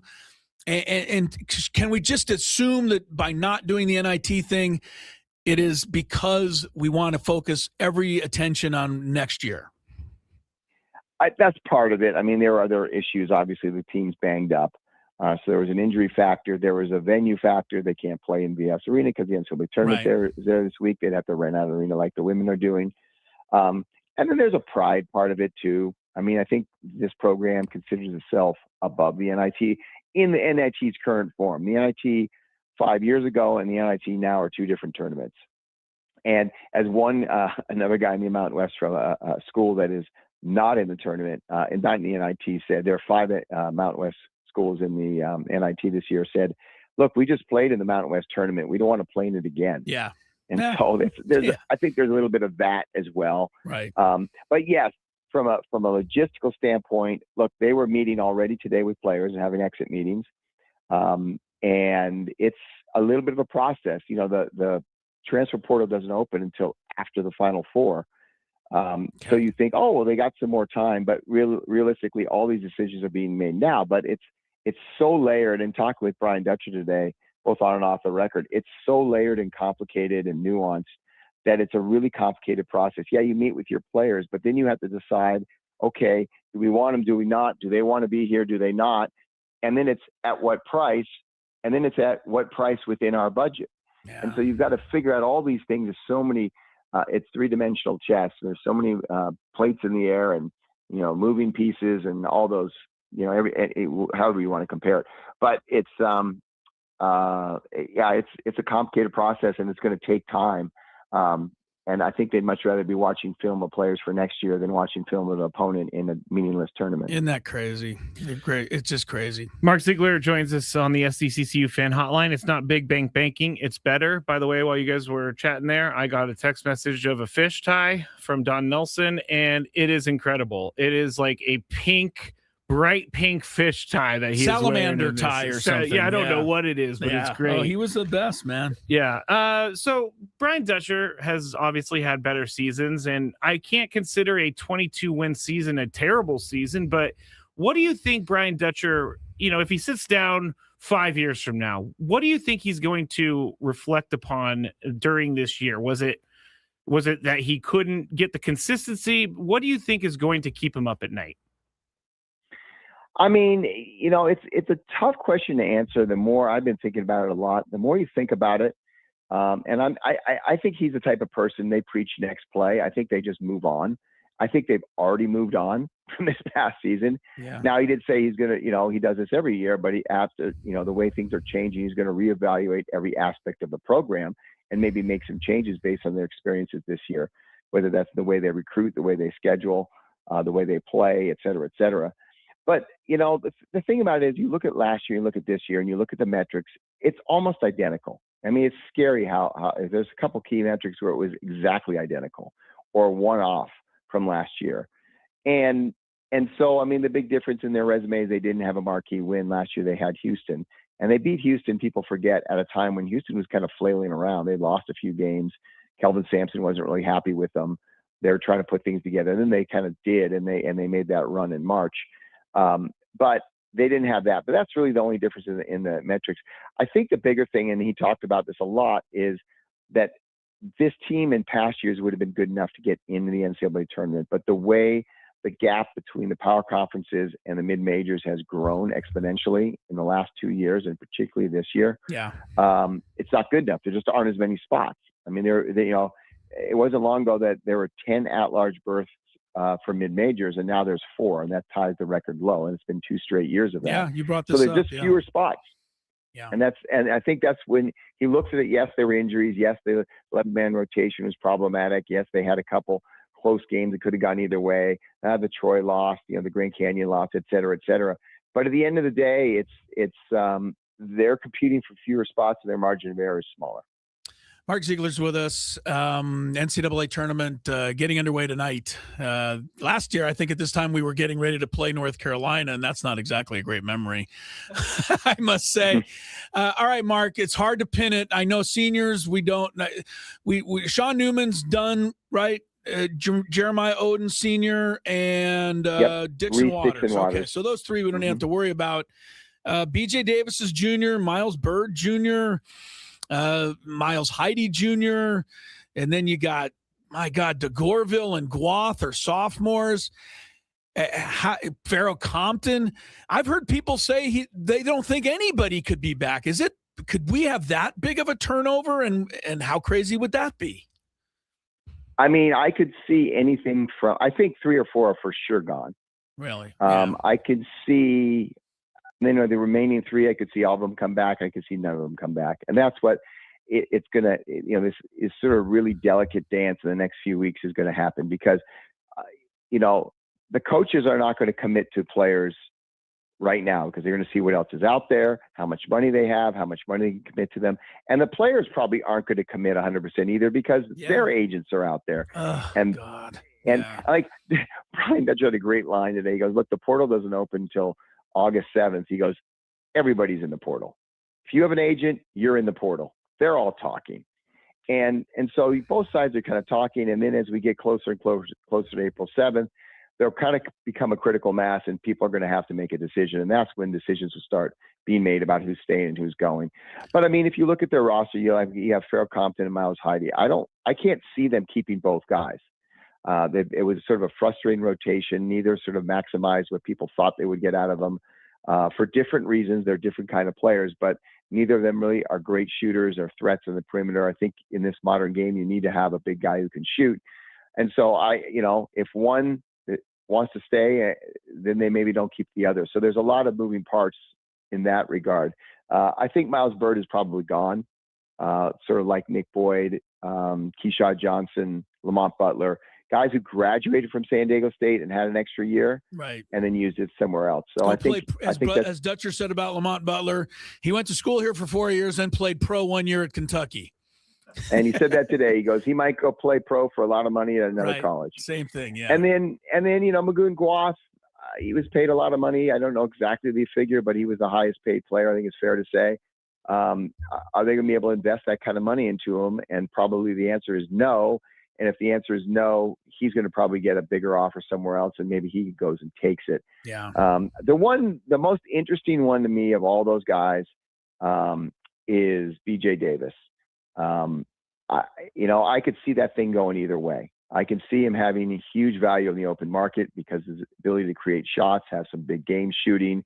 He's a pretty good on-ball defender. He's going to be a veteran guard. I could see some really big programs coming after him after seeing what, the kind of season Lamont Butler had and then Nick Boyd had. I could see people coming after him for just too much money to pass up. But I also feel like his family is really, really grounded. There may be something about graduating from the university you started at, value there for his family and for him. So that one is going to be interesting to me. But I think, you're going to see 3, 4, maybe 5 guys go. All right, I got less than 30 seconds. With Gonzaga at the top, can we legitimately contend for a title now that we're going to the Pac-12 under the circumstances the way the game is now? Well, if Gonzaga still has the budget that they have right now and they're going to get a full football share, the answer is probably no, because they're going to have 2 times, 3 times as much money. But I think it's going to be a little bit of an advantage not being the big dog in the conference, because remember, every time San Diego State goes on the road in the Mountain West, it's the biggest game of the season. Target on their back. They get the best shot from everybody. They don't ever get a B+ or a B- effort ever. And I think they'll get a few of those next year because it's going to be all about Gonzaga. Gonzaga. When are they coming? That's our big game. That's our orange out at Colorado State. That's our big white out, blue out, green out, whatever it's going to be. And San Diego State will be, a big deal, but not as big a deal. And I think they could probably benefit from that. Maybe that gets them a win or 2 more, and those are the kind of things that get you in the NCAA tournament. So I don't think it's all bad, but they'll be the big dog in the tournament unless the finances and regulations change in college sports, but they're going to have way more money. All right, send me a couple of dates and a golf course somewhere. Skraby and I are going to at least take you for a golf day. If you haven't played with Zeigler, he's really good, by the way, Skrabe. Okay. But I think we gotta pay for you around somewhere good, Zeigler. You've been so good to us. I like playing golf with you. So send me some days and we'll get this done. Who's better, you or Skraby? He's better. I would never say he's better, but I have more spectacular shots. But let me tell you this. Chris has great old man golf game. Oh, stop it. Which is slow and steady, 200 yards down the fairway. Stop it. Doesn't lose his golf balls. He's played near me. He knows what I can do. But Skraby's better. He's been doing it longer. But anyway, let's do that. How about T? Is T good or not? No. Well, and I'm not knocking T. Oh, that's just an emphatic no. Yeah, that was quick. That was quick. Where does his tee shot go, Skraby? His tee shot, when he connects, it's a great tee shot. But when he does it, it's about 500 yards to the left or right. Yeah. He's a lefty, and you got to get out of the way when Tony swings. Got to get out of the way. All right, we owe you one, though, so let's make that happen. That's a good idea. We'll talk to you soon, Z. Thanks. All right, we'll talk to you guys. All right, Mark Zeigler wrapping things up here. But I'm leaving. Skraby's not. He's got the Chronicles coming up. Venezuela just snuck a run in the top of the third. And Mikel Garcia with the sac fly that followed a wild pitch, which moved the runners into scoring position. So USA coming up in the bottom of the third, down 1-0. Howard 86, Baltimore County 83. 5 seconds left. Maybe Maryland can pull it out. Skraby will let you know in the Chronicles. I'll talk to you tomorrow from Peoria. Have a great rest of your evening, everybody. Wait, I got to see this last shot. 2 seconds, 1 second. He heaves for the tie. Get a good look. It was almost our first March Madness moment. We'll see you tomorrow.